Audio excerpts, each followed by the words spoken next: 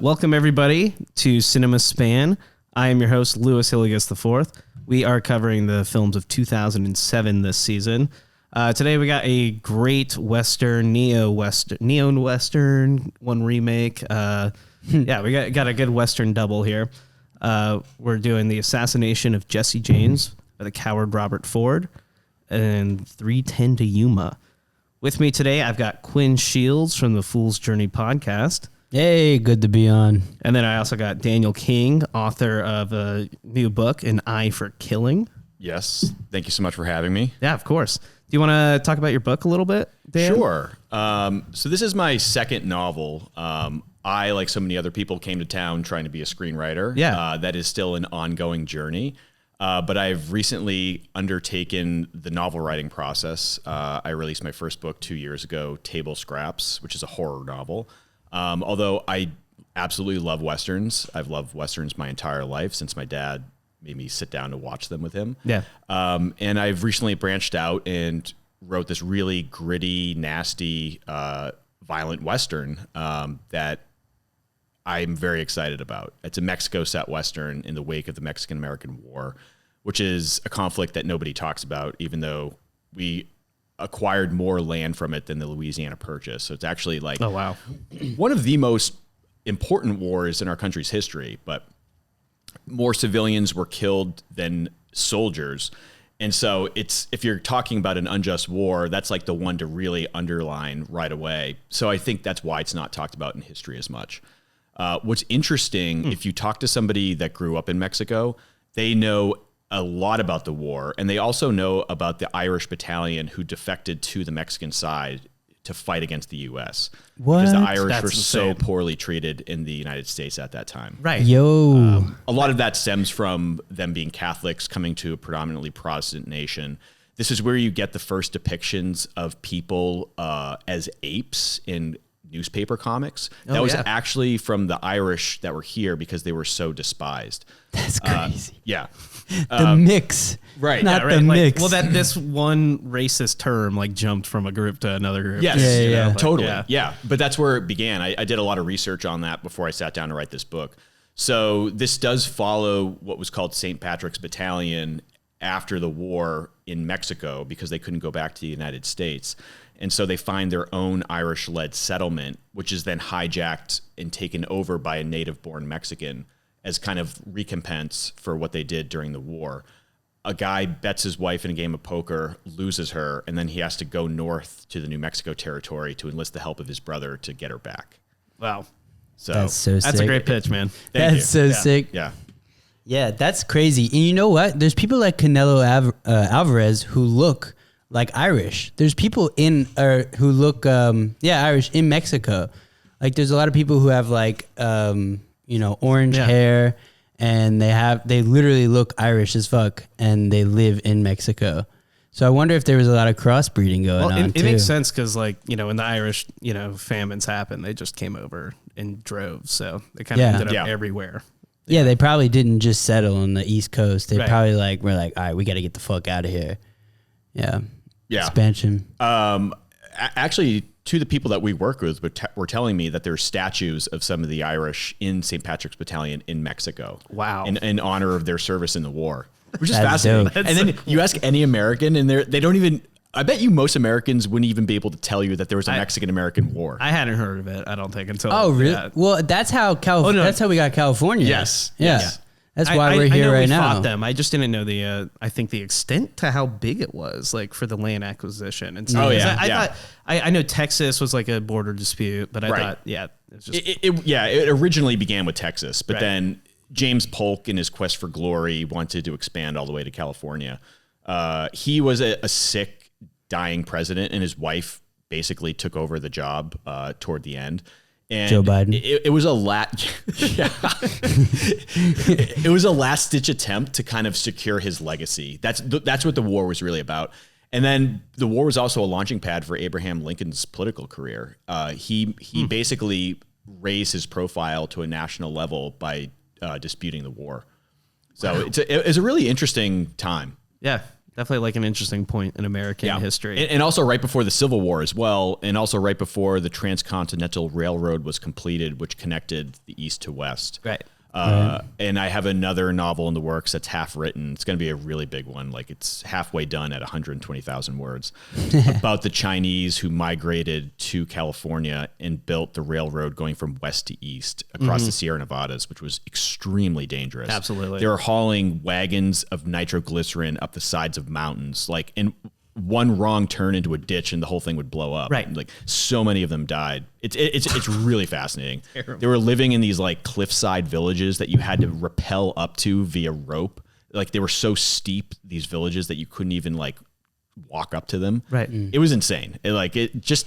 People don't understand the sacrifices that our forefathers made to settle this land. Like we're so spoiled and live such comfortable lives now. It's like no, and how dangerous every aspect of life. Because they had to sleep in nature, and they had no domesticated areas around then. Getting a splinter was dangerous. Right. Yeah. No modern medicine.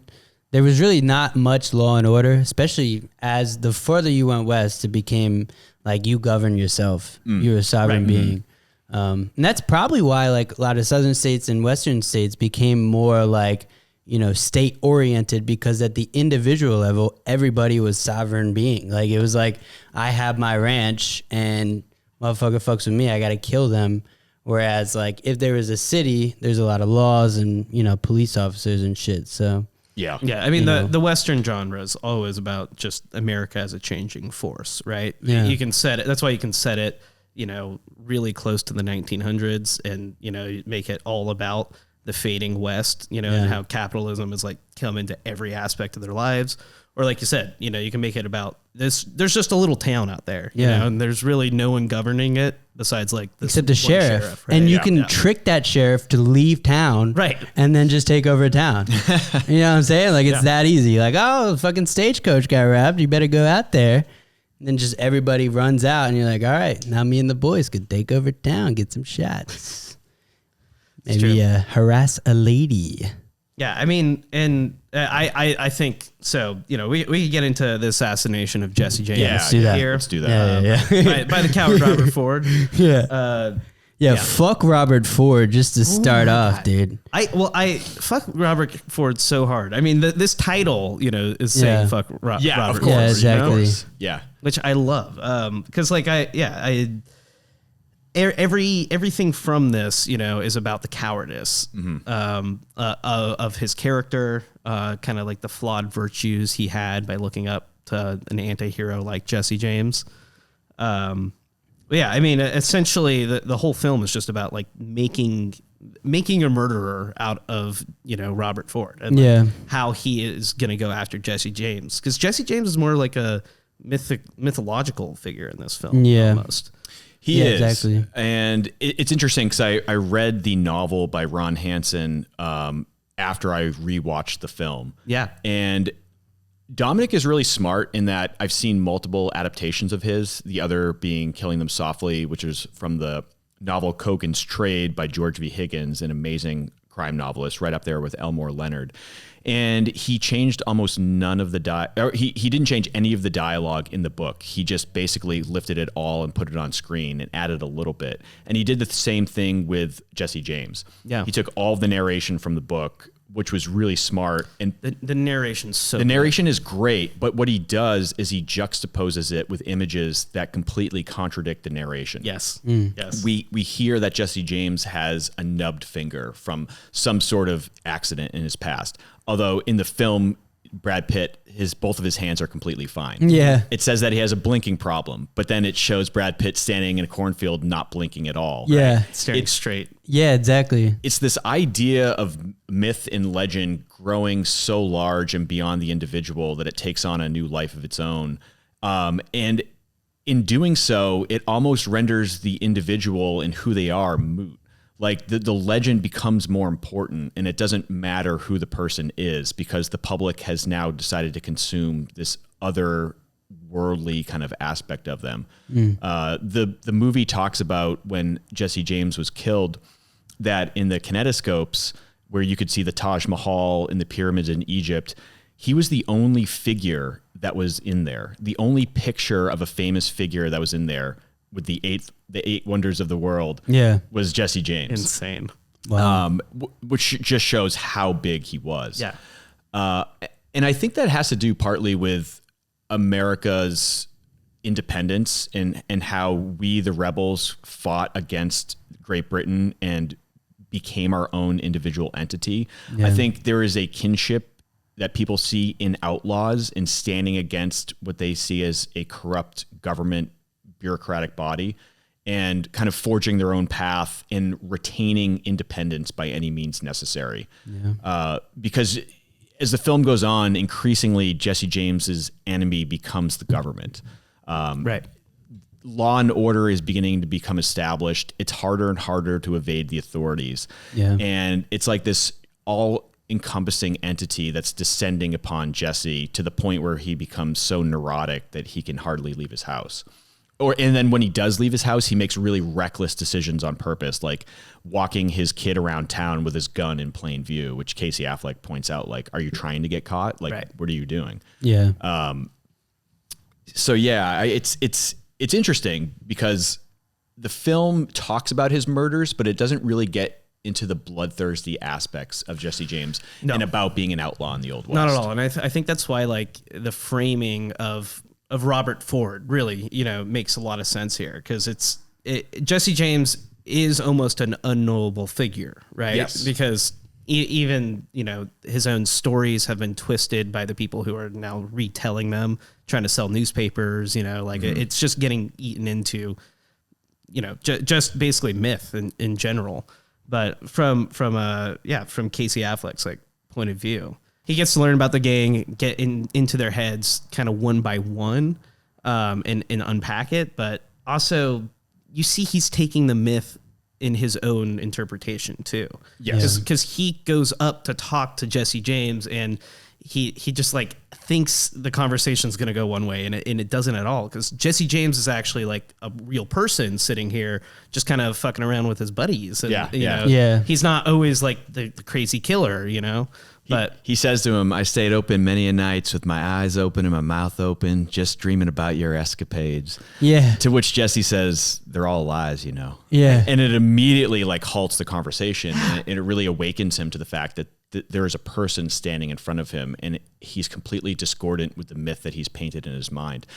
He also views Jesse as an idealized version of the man he wants to be and really about masculinity itself that he kind of secretly knows that he'll never achieve. He's the type of person, if you watch Casey Affleck's performance, every time he enters a room, he leans his head against the doorway. He's always just on the periphery. He never occupies a commanding role in a room or in any conversation. He's always kind of lingering at the back, waiting for his opportunity to kind of move to the fore.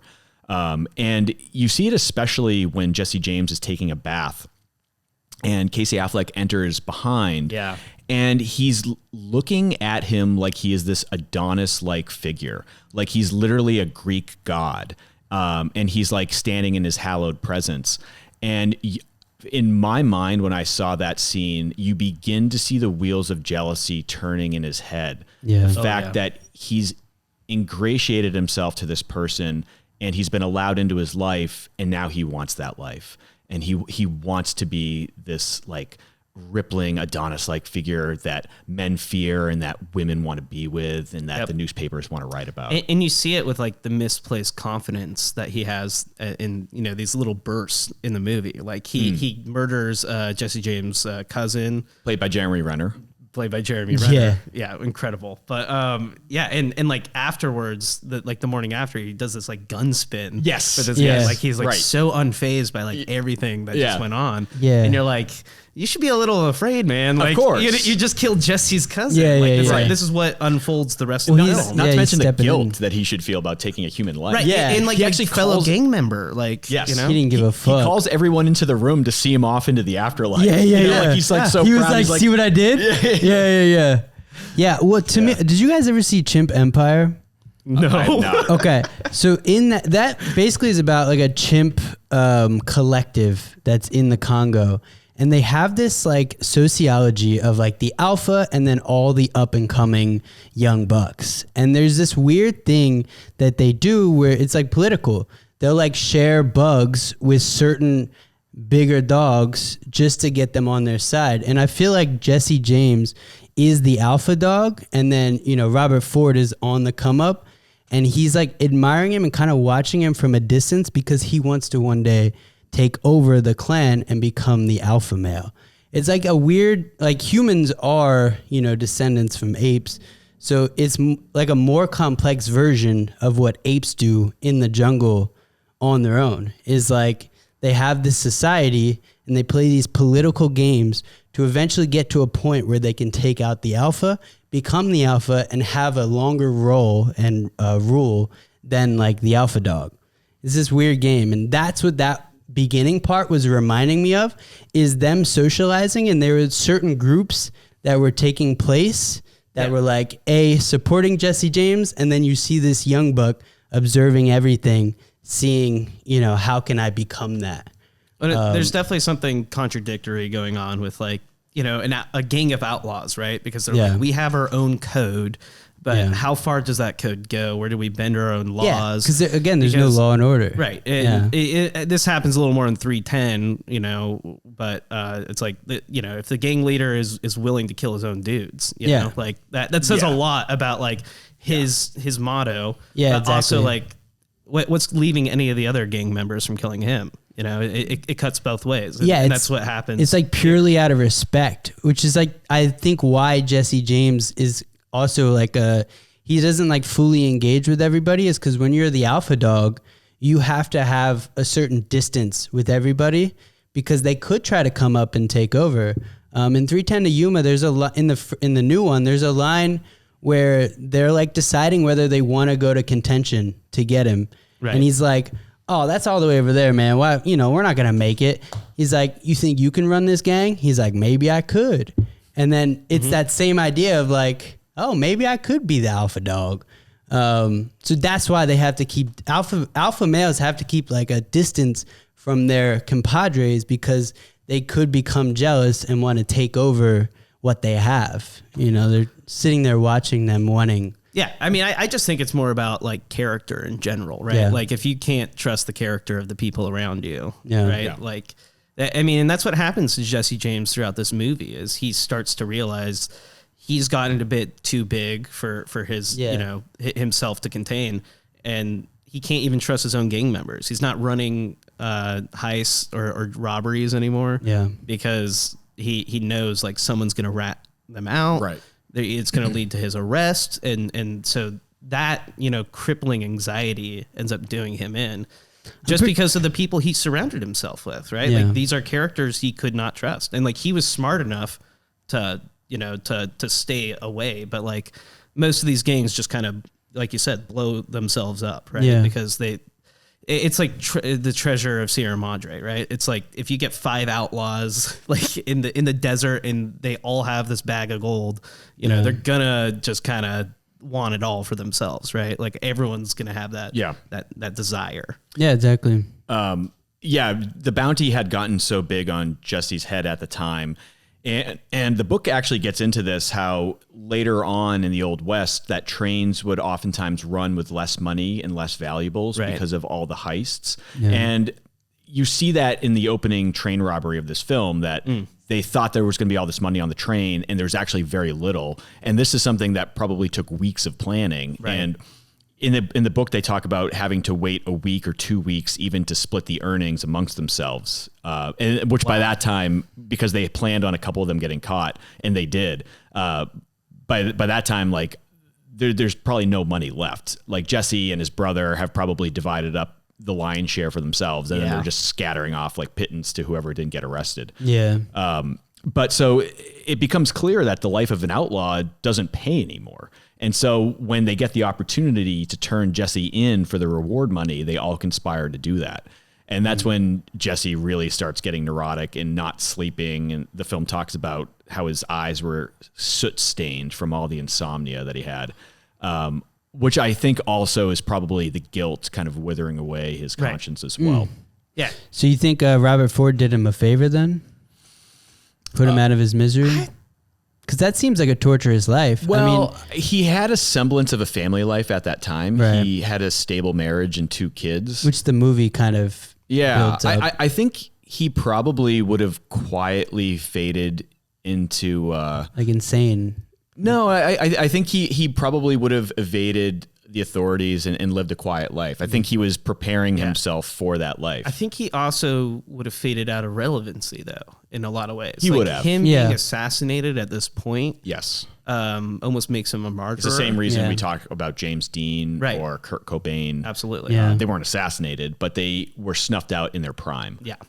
Yes, that does contribute to somebody's legend, because you always have to wonder, what would they have become? What would they have gone on to do? And this idea that almost like they were so influential that the world pushed back, right? Or something like that, where it's like, that makes them more of a legend. Like, oh man, that person really, they could have cut against the grain. Yeah. But we'll never know. Yeah. It's kind of, it's in real life though. I do feel like he was kind of a piece of shit. I mean, outlaws were pieces of shit. In modern day standards, if you were running around gunning people down, robbing people, you belong in jail. You're a piece of shit. Yeah. I really liked what you were telling me, that Jesse James was the one to take credit for his like early robberies. Like so he would, go ahead. It's that, well, he would leave notes for the press at his robberies and basically build his own narrative. And that's how he started getting out there, was he would leave these like letters on what happened and would kind of glorify it a little bit. And then the press started getting a hold of these and they would put it in the newspapers. And then that's how he became. And that got me thinking, like, he must have been lying and embellishing a little bit when he started. Exactly. He wanted to get it picked up. But then it became this beast, like we said, that, he couldn't contain anymore or contend with. Yeah. This film, though, sees him at a later time, whereas I think he's actually, his ego has settled a little bit by the time we see the character in this film, and he's kind of running away from that in the past. It's like he knows he's going to die. Like, he does. He's faced his fate for sure. That specter is definitely hanging over him the entire film. And what's really interesting, after he dies, I think that's when the film really takes on a new life, when you see the aftermath of everything that happened. And the Broadway performance that Charlie and Robert Ford staged 850 times over the course of like 2.5 years. It's nutty. It's insane. It really is. And what's interesting... it's so depressing. The Broadway performance doesn't shy away from the cowardice of the killing. Right. They still portray the assassination with Jesse's back turned and Robert shooting him in the head. Yeah. Which I think over time, especially to Charlie Ford, played by Sam Rockwell, ate at him in such a way, because it's hard to live with the idea that you took a life without seeing that person's eyes as they fell. Yep. There's something inherently effeminate and cowardly about taking a life that way. I also think there's something so interesting with Charlie's position, because he was so clearly watching everything happen. And now he's like stepped into the recreation. So, he's broken the line from voyeurism to taking, acceptance for his part in it too, because even though he did not shoot Jesse James in the back, and he was against himself, he was standing right behind his brother, with his gun waiting, in case anything else happened, and he knows what he would have done, because he felt the same. And he plays Jesse in these recreations, so he kind of dies that spiritual death so many times that I think he maybe understands what Jesse was going through at the time that he died. Yeah. And he also has the additional guilt of being the one that brought his brother into the gang. Right. Like Charlie was in the Jesse's gang first before Robert was. And Robert weaseled his way in only because Charlie had already made a name for himself in the gang. Yeah. Wow. Yeah, you had mentioned they had even, obviously they changed things, but they gave him the duster. The duster's so funny. When he's dusting the picture. Yeah, that's where it just becomes a little more like comical and stagey. Yeah, exactly. Because they're wearing like the white face paint. It's like, it's all those things that you would do on stage back then. But like, I also, even the moment when the assassination all goes down, it's kind of crazy that, Jesse James like, okay, now I set my guns down, Yeah. And I'm going to walk on over to this like painting. He's narrating the it. whole thing feels stagey even when it happens the first time. And it makes you wonder, like, is this the agreed upon story that they just kind of, sold, or is there a truth? Is there another way this went down? Are we seeing it through Robert Ford's perspective? Right. Maybe that's like, because he's a little dumber, maybe it's like narrated in his perspective of like what happened. Robert Ford's the one that told the story. He's the one that killed him. So it could the entire movie, I mean, what we know is from his perspective. So that narration could be homage to like kind of a dumbed, dulled down version because Robert Ford is not like an intelligent person to begin with. Relative to his brother, though, he's seen as the smarter. Oh, that's true. That's like true. he is seen as a kind of conniving figure. Yeah. That Jesse clearly worries more about, especially as the film goes on. He doesn't worry about Sam Rockwell's character at all, but it's really Robert Ford. Well, there's something about like the guy who knows everything about you, you know, because like there's a really great dinner scene after Jesse's cousin's been killed, basically, right? And Dick Little has like left town. Yeah. The best name ever. The goat right there. Just trying to finesse everybody's girl, dude. But it's so great because like they start that dinner scene and like, you know, Sam Rockwell's basically like, hey, yo, don't mention anything about Dick Little unless he like brings it up, and he does maybe say this. And then like I mean, Robert Ford walks into the dinner scene and immediately spills the beans. Yeah. Like he has no filter. He's so scared of Jesse. Yeah. But then the rest of that scene is about like Jesse poking and seeing how much further can he take this. Yeah. Because he knows something's up. Yeah. Like very, very clearly. Robert Ford's he seems a little autistic. He does though. I think Yeah. that he doesn't seem like an idiot. He just doesn't have like social grace. Yeah. And I think he like tries to play up the social grace, the lack of social grace in that scene. Yeah. But I think Jesse is also like, I know that you know more about me. Like, tell me why we're the same. Tell me like all the details about me you've memorized because I know you're not just playing shy right now. Yeah, you know? exactly. Well, and I feel like that scene, conniving. him doing that kind of like heightens the nervousness of everybody. Because him like accidentally saying what's on his mind, what he's not supposed to be saying, kind of spills the beans on like the entire group being nervous. And Jesse James, you can tell that, I don't know, Brad Pitt's depiction, it just feels like he knows the whole time. So the entire aftermath of his cousin getting shot, it just feels like Jesse James knows. Right. So like them kind of him spilling the beans and then them kind of like trying to build the story like on that whim kind of builds that like that tension that is it's like the beginning of that tension. Yeah, and at this point you've already seen Jesse call out one of his other gang Yeah, members, exactly. Yeah. So, you know, he's at least on that trail. You think that's what he's there for anyway. Right. He just shows up in the middle of the night. He's like, hey, what's up, guys? What are you fuckers doing? I think we forget too, Robert Ford was only 20 years old when he first met Jesse James. Yeah. And everyone else in the film, Jesse is 34 at the time of the film, and you have to assume that everyone else is probably also around Jesse's age. So not only is Robert Ford stuck in this arrested state of development where he really hasn't matured into an adult, but he's also just very young. He's like kind of the runt of the litter that's kind of just like always trailing behind. And so I think it makes sense that he hasn't cultivated these sort of social graces because it doesn't really seem like he's participated in society even outside of just reading dime store novels. He definitely has little brother vibes, like the little brother of the gang. I mean, that's the first encounter is they're like, go away and, you know, don't show up to tonight's like thing. And then he shows up anyways. And they're like, what are you going to do? They are in Missouri too, which is like bumfuck nowhere. They're out in the back country of Missouri, which is like, you know, a lot of people back then, their ancestors, again, of not too far of people who just moved across the country and they haven't really spent much time in cities or any kind of civilization other than the Civil War, which was, you know, them marching on different cities throughout the United States and not even through the whole United States, but like in that relative territory. So yeah, I can imagine if you grew up in that, like right before that, you haven't really seen much other than the country, which is, you know, pretty dull. Yeah, it's pretty clear when Robert Ford enters the story at the very beginning. I noticed this time he's wearing very ratty clothes. Like his hat has a hole in it, and it like just seems like that's the only thing he owns. Yeah. He's completely skinny. He's famished, and he just kind of shows up in the middle of the woods. Yeah. So, like how does he even know that his brother is out here?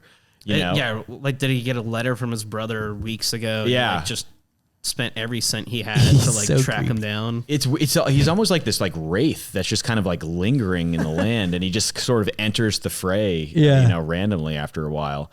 You have absolutely no idea where Robert Ford came from, what his home life was, where he was born, originated. None of that is talked about. He just kind of appears. Yeah. Yeah. And it's interesting because Sam Rockwell seems a little bit more well-adjusted, and like a normal person. It seems like he's at one time maybe made his living an honest way. There's some sort of moral center to him, whereas that's completely absent in Robert Ford. Exactly. By the time that we've finished the stage reenactments following Jesse's death, Sam Rockwell's character, Charlie Ford, is the one that's plagued by guilt and this accumulation of the betrayal and the public calling out his betrayal. The public was totally on Jesse's side at the time of his death. There was, I forget how many people attended his funeral, but it was like basically the population of a small city at that time. All came to see his body being wheeled out on ice. It makes sense though, because the way they talk about that photograph of Jesse being shown with all the 8 wonders, like this image of him, you know, just had a myth to it. That people wanted there to weren't see. many images of him. I mean, there was only young, you know. Well, there weren't many images of anything. Of anybody, then. yeah, exactly. But imagine not knowing what somebody looks like, but knowing so much about them. Like just having paintings and drawings and depictions of, you know, people's description of him. That was, you know, imagination back then. You know, that's really all you had. Yeah, I mean, basically just a box of stuff, right? Like we see, Robert Ford's just got that one shoebox full of stuff. Which is a lot to have back then. It is, but also like I love that scene where it's like, you know, if that's all you have, like people are gonna look through your shoebox. He gets so mad. Right? Too. Yeah. But that fucking touch my shit. Yeah, and that builds in the seed of like why he's gonna go and kill Jeremy Renner later. Yeah. You know, he's not gonna kill his cousin. You know, it makes like, sense that he pulls the trigger. After that scene, it's like. But you see the hate building him and the jealousy. Yeah. I think that's exactly what's mirrored with Jesse James later. And you know, right. What's so interesting is that Robert Ford adores Jesse for so much of this movie, and then the adoration and the jealousy begin to build side by side. But then when given the opportunity to assassinate him, to make a name for himself, he immediately takes it. Right. It's actually kind of stunning, like how quickly he decides to betray Jesse to kill him in order to get that adulation that he desires. Yeah, well, there is like they at least have the framing device of Dick Little was captured and then the newspaper article. Yeah, that's what I was which gonna Jesse sees right before he's killed. I think he's afraid for his life. I think that's at least how the movie's trying to frame it. Yeah, it's exactly. Like, he's worried this might be his last chance to kill Jesse before Jesse kills him. Yeah. But also like Jesse's just gifted him this gun. Right. Which feels so out of character for it Jesse. Felt out of nowhere. I felt like Jesse was leading him toward his assassination. That he knew that unless he kind of put the wheels in motion, that Robert Ford wasn't going to kill him. And he had kind of made peace with his fate. Interesting. And he saw this opportunity coming for him to escape his life, which had tortured him so. And he kind of held Robert Ford's hand and led him to the assassination. That's what that whole scene kind of, for me, was telegraphing. Yeah. Yeah, it's weird. And then him like hiding the newspaper and still having that at the forefront of his mind, pretty much at all times, being in that house. Right as that scene is taking place, you can tell that it's building up to, I need to panic. Like, this is panic mode. It's time to panic. That's what he does. Hiding the newspaper is like, oh, fuck. And then he just watches him go over, pick up the pill and go, what the fuck? What was interesting is Jesse sees the newspaper, but it's almost like he had memorized the headlines on both stacks of newspapers that he had, because he looks at the newspaper and goes, he knows that wasn't the one that he placed on top, and then immediately looks under the pillow and finds the other newspaper. I think he had already read everything. He was just placing it there so that Robert Ford would know that he read it. Oh, Yeah. man. I mean, I can see that because the weird thing is, again, the way Brad Pitt kind of projects his character is that he does know. Like the whole time you think Jesse James knows. It's just a matter of what is he going to do about it. Well, and I think the lie was just that they didn't see Dick Little too. Like they, right? Like he had just come by. They didn't hear anything about the killing, so he could still lie his way out of this situation. Like even if Jesse knows that Robert Ford knows something more about the situation, he doesn't know that he's betrayed him yet. Yeah. The weird thing is, in real life, I don't think we'll ever know the actual psychology of what was going on. Like this is what I'm saying. It's like a Robert Ford's story of what happened, but we don't know what was actually going on in real life. He could have actually known. He could have not known anything. That's the interesting. It is a movie, and I wonder if they ever got the wife's accounting or anything like that. Because there were other people in the house. Yeah, exactly. Yeah, because that's kind of what it was in real life. I believe the story was he had portrayed that's why they called him a coward, and that's why everyone hated him so much. And eventually, it led to Robert Ford's assassination. Yeah. Also, that I think he thought this would be something courageous. Yeah. Right. Like, there's that line. Like, what did you expect? Applause. Yeah. Right. He did expect applause because exactly, and he didn't get it. But because Jesse was built up as the biggest villain in the world, and so it's like, well, who's better than the biggest villain, the hero who takes him down, right? Yeah. But like life is more nuanced than that, because what other people saw was someone so close to him shot him in the back when he was at his most vulnerable. Yeah. Making him empathetic, in that situation. What's interesting, Robert Ford actually did get the fame that he desired. It just came with a price. Well, infamy. Yeah. He got the infamy. You Yeah. know? So the film says that at the time of Jesse's death, more people could correctly identify Robert Ford than the president of the United States. Yeah. Oh my God. He was that much of a nationally known figure. And it's interesting because right after that, you get this scene where he's in this tavern in Colorado before he founds his own bar. Right. And there's a man singing, and that man is actually Nick Cave, who composed the score for the film. Oh, that's dope. He's actually an amazing singer in real life. Yeah. And he's the one that wrote the song and is singing it about Jesse's death, and that he left behind a wife and 3 children, to which Robert Ford shoots the floor and basically says it was 2, like as he's like almost crying. And then he drunkenly like stumbles on the ground and they throw him out. Yeah. But nobody knew it was him. Like at once he's this nationally known figure, but on the other hand, he's still a wallflower that blends into any room that he walks into. Of course. Yeah. The only thing people know him by is this single act of cowardice, but nothing else about his character is memorable. And the idea that you would only know him if he told you to. Yes. Because why? Yeah, you know the name. Well, yeah, it's just that he looks familiar, you know, but you don't, no one wants to remember a guy like this in some ways. But I have to say, the performance itself is so memorable. It's incredible. It's Casey Affleck. Casey Affleck was nominated for an Oscar for this role and lost. Well, it was a really tough year because you have No Country for Old Men and There Will Be Blood. Right. So no, it was a welcome to the club kind of nomination. For sure. And this is the same year that Gone Baby Gone came out. And so both films really elevated his profile. Definitely. He wasn't even seen as like a real actor before that, Right. He had, if you go back and watch like early Ben Affleck films, like he's in Chasing Amy, the Kevin Smith film. Like they just kind of threw him like $1,000 to just be on screen that day. Like one line. Yeah. But this, he became an actor in his own right.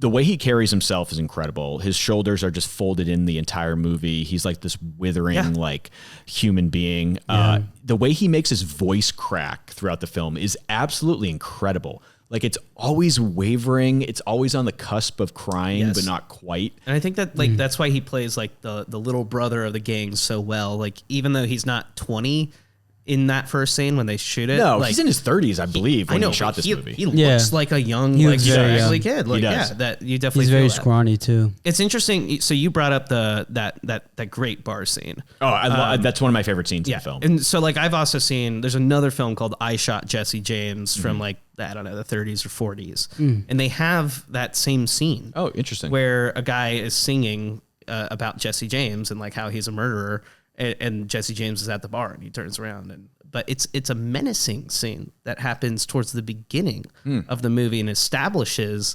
him as almost like as someone not to mess with, right? And it's just it's a complete 180 from Casey Affleck's version of Robert Ford. There's he believes he could be someone like Jesse James, but he could never fill the shoes. Yeah. Yeah.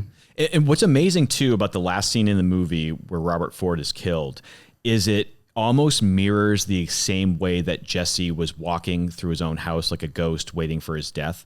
Robert Ford is doing the exact same thing in the bar that he owns in Colorado, where he accepts all of the death threats that he gets on a daily basis. The film says that he can read them without any response because people have threatened to kill him so many times. But he knows in the back of his mind that somebody will make good on one of these threats, that one day somebody will come to kill him. And eventually that does happen. Yeah, someone chasing fame the way he chased it. Because especially in this epilogue, like we get the sense that he has thought about his deeds and grown a bit past it. So I think he would understand why not even another 20-year-old, but like someone else who's just been disillusioned by their life would want to come and kill him. Did that person become somewhat famous? No. Probably for a week. Yeah. You know what I mean? Yeah. They would know. Yeah, but also no. Like, Because that was kind of a big thing. You think about like John Wilkes Booth. Right. Like assassinating people was a way to come up. It was a way to get your name out there and become infamous. It's why we don't talk about the names of mass shooters anymore. Yeah, because exactly. You want to rob that from them, so it takes away the incentive to do it. In the first exactly. place. Yeah, and that probably caught take wind away the platform. with something like Robert Ford assassinating, him is that, I could do this too. Who should I assassinate? It's still Get my name out there. Wasn't there like a assassination attempt on Reagan by like a guy? There was, Yeah. He wanted to kill Reagan so that Jodie Foster would recognize him as I'd an do the same equal. damn thing. Like he thought killing a legend makes you a legend. Is the logic, right? That is so crazy. It is insane. It's insane. That's what I'm saying. It's like a cowardice act. It's like I want to take somebody's life to become infamous, to get my name on the papers. And can you imagine like building into that? It's almost like a Taxi Driver like mentality where They're king of comedy. Right. Yeah. A Taxi Driver, a film that Jodie Foster stars in. Yeah, exactly. Yeah. Which is a good point. Yeah, well, and that's what he probably watched. I'm almost positive what he watched to get that, Yeah. mindset. I believe that was her first role, if I'm not mistaken. Oh yeah, which is crazy. So he attempted to assassinate a president for a little girl. Well, She was older. No. Taxi Driver was Okay. made in 75. Okay. Reagan became president in 1980. So this would have been almost 10 years later. She was getting older. She was 13 in 75. She would have been 22, 23 at the time that. There you go. Yeah. That's better. Yeah. Otherwise, I'm gonna find this fucker and I'm gonna assassinate him. This potential serial killer Yeah. was a bad guy, but good to know he's good. Oh yeah, he's fine. I think it's also worth mentioning. Well, first of all, this film is just stacked with an all-star cast, and a lot of these people were in this film before they really broke out. You have, I mean, not only Sam Rockwell, Sam Shepard Sam Shepard. Yeah, he's a legend. Yeah, that's just a tip of the hat to like. Right. Can we get a legend of the the Western system in here? There's like Peter Fonda's in this too. Right? There's a guy that looks like Peter Fonda. Is he not? I swear he's in this. No. I know what character you're referring to. Yeah. It's not Peter Fonda. Okay. I believe. I could be wrong. Yeah. But I was actually more talking about Mary Louise Parker. Zoe Deschanel has a really critical scene in this movie where you do get a bit of insight into Robert Ford's character and his evolution and perhaps the establishing of some sort of moral order within him because it starts to examine the guilt that he feels and his psychology and being motivated to kill Jesse in the first place. And it's really amazing because Zooey Deschanel has these eyes that just invite you in, and you get this. You immediately understand why Robert Ford is opening himself up to this woman, because she does seem to possess so much empathy in the way that she looks at him. And you don't know if she's just being paid, for her companionship, or if she genuinely wants to spend time with him. That's really not made clear. Right. He's probably paid her. I'm assuming. Yeah. I mean, she's a dancer. In some ways it doesn't matter. What matters is that he got to a point he could open up. Yes. Yes. And the only thing that he can talk about is his friendship with Jesse, and how he thought trading this friendship in for fame and adulation would make his life better, but in fact made it worse. Yeah. Zooey Deschanel is really good in that performance. She is. Like the initial, like you said, like actual saloon style song. Like she is so striking in, because she's a really talented musician as well, and singer in real life. Like every time I see both times I've seen this film, I was like, is that her? And then I'm like, it's not her. Like she convinces you that she's like just someone random, and then she starts talking later, and you're like, oh yeah, okay. Yeah. But yeah, she rules. That's hard to do. Just like to fully disappear for a second. Especially with period. To like feel like you belong, because like Brad Pitt is absolutely the type of guy who like looks, you think about Tyler Durden, like you think about like, him with an undercut, you think about like all these modern roles that Pitt can embody. Well, this movie was the first film that he did to separate himself from the movie star type of roles that had made him in the first place. Right. And technically this came out after Babel, but I believe it was shot before Babel, because Warner Brothers did not know what to do with this movie, and they let it sit on a shelf for a while. Wow. $30 million film. It grossed just over $3 million domestically, which is partly Warner Brothers' fault, because they wouldn't distribute this film wide. I remember when the teaser trailer dropped for this film, it was playing in theaters as a big Brad Pitt film to come out. Right. And then the film just never came out. And the teaser trailer is amazing. It's so haunting. You're just like, whoa. And you see Brad Pitt's shadow emerge from the train smoke, walking silhouette, towards screen. One of the And I'm best just shots like, in the movie. It's so good. It didn't matter if they had to misadvertise the film to get people in that first opening weekend. They still should have done it. They would have made some money.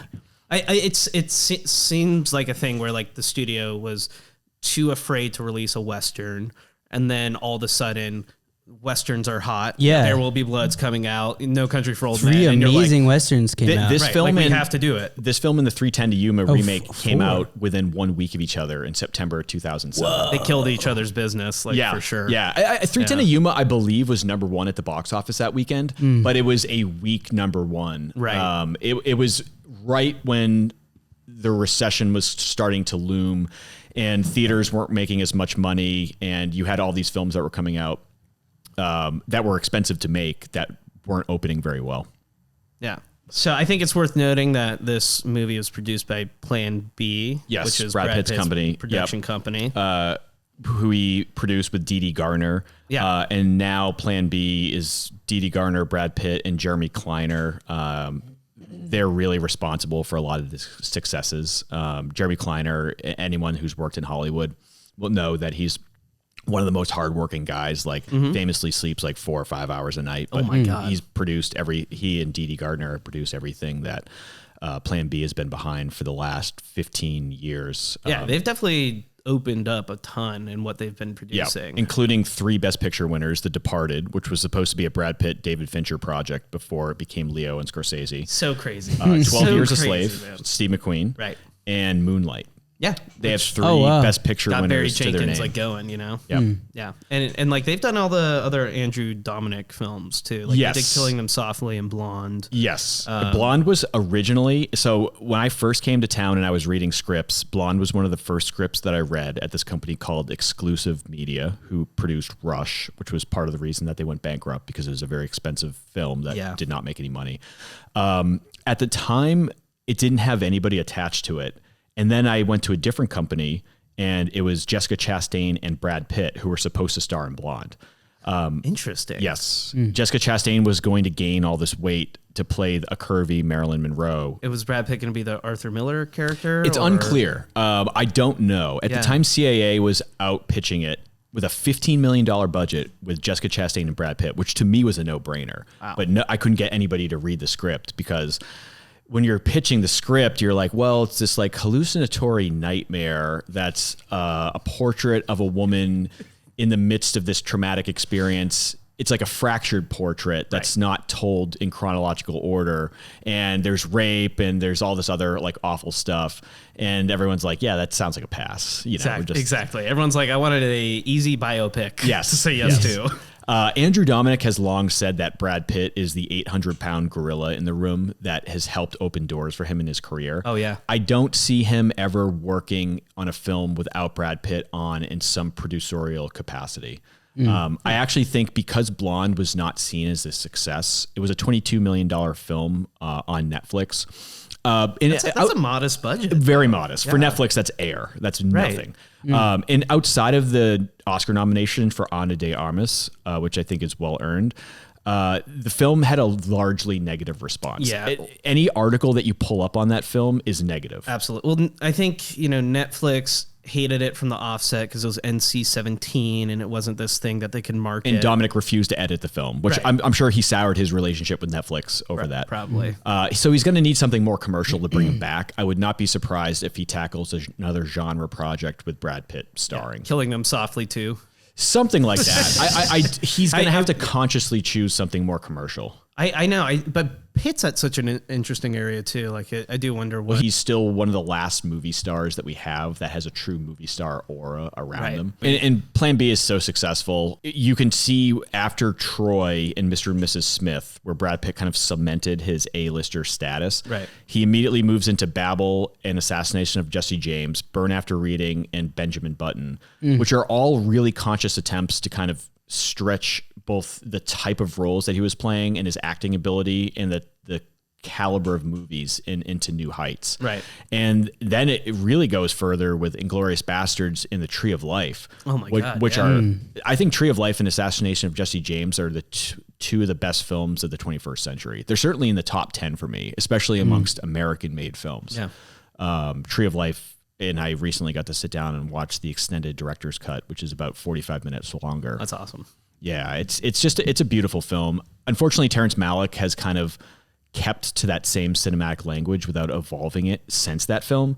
But I can't tell you how groundbreaking it felt to watch that film in theaters when it came out and to see how experimental and how different its language felt in contrast to the rest of the cinema that was coming out. Right. It was really an event. Tree of Life was a true event on the art house circuit. Me and my parents drove to Boston to see this movie in a sold-out screening for people that were so excited.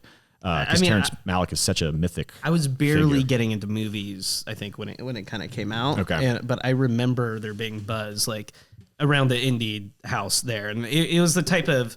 I was at the point of time where like not a lot got to me. So the fact that buzz got to me, it put Malick on my radar like early on.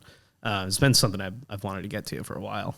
You haven't seen Tree of Life? I have not. I've just started with Malick. Really, I did Thin Red Line, which I thought was actually incredible. But it's good. I actually think it's probably my least favorite of his films. I think I've heard that, and I think because I started there, know, like well, I that's have a good place nothing to start. compare it to, you know. So, but it's probably like a guy like Miyazaki or Kurosawa, where I'm just like. Any one of their films is probably a masterpiece. It's just like you're splitting hairs on like your favorites, in a lot of ways. Yeah, if you're starting with Stray Dog, it's not going to be as good as Kagemusha. Okay, fair enough. Miyazaki has like no misses at all, but Kurosawa's got a couple I did a Miyazaki marathon because all the retro houses were playing his movies. Yeah, and they do like once a year they'll just run through all of his movies. Of course. Castle in the Sky, I didn't think that was that great. That's just Ghibli though. That's not like he didn't direct that one. Right? He didn't. Castle in the Sky. Castle in the Sky. Wait, you don't like Castle in the Sky? No. Well, Howl's Moving Sky. I know that Howl's Moving Castle. Howl's Moving Castle. Yeah. Castle in the Sky, no, I didn't like. I didn't care for it that much. I actually like that a lot. And I also thought Spirited Away was overrated. I think Spirited Away is overrated. I need to see it again, though. I think Spirited Away is the first Miyazaki a lot of people see. Yes. So they treat it like this fantastical experience, Yep. you know, which I get. It was also nominated animation's for incredible. Best Animated Film. Actually, it won Best Animated Film. Yeah, the second year that was a category. That was a category. Yeah. Yeah. You guys got any final thoughts on this film? So actually, I just want to talk about Andrew Dominik for a little bit. Yes. Who obviously directed Assassination of Jesse James. He directed Killing Them Softly, also starring Brad Pitt, Right. Blonde, and an Australian film called Chopper with a very overweight, stocky Eric Bana, basically playing a Tom Hardy Bronson-like figure in prison before Bronson was a thing. Chopper is a really interesting serio-comic look at the life of this famous Australian prisoner that both broke Andrew Dominik out and Eric Bana out. Eric Bana immediately became an American star following this film and was cast in The Hulk and Right. a bunch of other films following. But Dominik is a really interesting filmmaker. I think he's actually in the top 5 best working filmmakers that we have, especially in American film. He just gets to make so few films because he's such an uncompromising figure. Right. And I've heard other directors say this about him, who I won't name, but Dominik is polarizing, both in his person and in his filmography. But for me, I really identify with that because he has such a singular voice. He's so idiosyncratic, and you can immediately tell that you're watching something different when you watch his films. I think, especially in this modern landscape, like you really have, don't get me wrong, you have to pick your fights, but you also have to really fight for the things that are important to your work, because if you let it go on too much and you take too many notes from too many sources, you'll just dilute what you had to start with, you know? Yeah, I mean, people were really coming after him for the talking fetus scene in Blonde, because following Marilyn Monroe's first abortion in the film, she has what may be a real or imagined conversation with the fetus that's growing inside of her after that first abortion. And the fetus is saying, "Why did you kill me? You know, I wanted to be born. I was growing inside you." And she's like breaks down talking to her baby that's growing inside of her. And a lot of people took umbrage with this and it was like, I don't know if we should be getting into this. Like, when does life really start? And Dominik goes, "Why does my film need to be politically correct? It's not running for public office." That was his official quote on that controversy, which I thought was amazing. That film also starts with them, with her talking to her dad as a picture frame. And like she never met her dad, obviously. She didn't know who her dad necessarily was, like for most of her life. So yeah, it's just like that makes sense, like in the language of the film that has been established. But in Killing Them Softly, and this film was made in 2012, so it was a different time, certainly. But man, is this a mean, nasty, uncompromising film. Probably the polar opposite of Jesse James in every single way. Some of the dialogue that Dominik puts into his character's mouth, which admittedly is lifted from the book, is really jarring and disgusting. He makes no bones about what lowlives these people are, but he finds the language and the rhythms in their dialogue just in the same way that he found the language and the rhythms in the dialogue in Jesse James, where you feel like you've tuned into the wavelength of the time and what you're hearing is complete, total authenticity captured the way it was. Yeah. And you totally feel that in Killing Them Softly. That's partly because George V. Higgins was a criminal psychologist before he became an author. So he spent a lot of time with these lowlives and he just knows how they speak.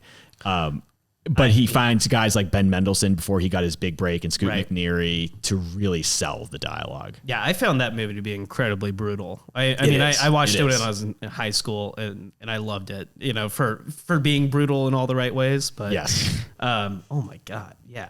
It's also just like, it felt raw and modern in a way like I feel like a lot of gangster movies don't. Yeah, I mean, it was made during the last recession, which is I remember it was a really tough time. My parents lost their entire fortune. There's a lot of people that are out of work. Yeah. It was bleak, and that bleakness and anger is really captured in that film. And the false promises of the politicians. It takes down everybody. It takes down Bush, it takes down McCain, it takes down Obama. The film basically equates all of them as the same type of snake oil salesman politician that promises to do all these things and then never does, which Brad Pitt calls out in his monologue at the end, basically saying that, you know, Obama is preaching this future of America being this community where everyone takes care of each other. And Brad Pitt reminds Richard Jenkins that was never the promise of America. The promise of America is an adventure, and you're on that adventure by yourself, and you look after yourself. This idea of community doesn't exist here. Yeah. Now fucking pay me. It's such an amazing way to end that movie. It's incredible. That's so dope. Yeah, it's ironic that it's called Killing Them Softly, and it's incredibly violent. You know? Well, yeah, I mean, his character, despite all the violence that he commits, he has to divorce himself from the emotion of actually killing a person. You know, he tells Richard Jenkins, when Richard Jenkins says, well, why can't you kill this guy? He says, because I know Squirrel. Squirrel hired me for a job once. You know, we're kind of friendly. He knows who I am. And he's like, have you ever killed anyone before? And Richard Jenkins says no. And he goes, well, they cry, they plead, they beg, they piss themselves, they call for their mothers. It gets messy. It gets touchy-feely. He's like, I like to do it from a distance. Yeah. Which shows that Dominik, despite following all these deplorable characters, always kind of comes back to their moral groundings, or their lack thereof, or the way that they find those morals throughout the course of the story. I think man naturally has that innate sense of good and evil within him. That's now up for debate. People can say that they're societal constructs and that we're born into it and that we've been inculcated in it so long that we can't tell the difference. But I actually do think people are born with an innate sense of what is good and what is evil. And I think that crops up in Dominik's work time and time again. Yeah, absolutely. It centers on character, you know, and the action has to reveal the character essentially in all these films. Yeah. And yeah, he was probably more interested with Marilyn Monroe as a failed figure, you know, than as like an infallible one, you know, which is why he told the story he did with Blonde. Yeah. Cool. Let's take a quick break. Come right back with 3:10 to Yuma.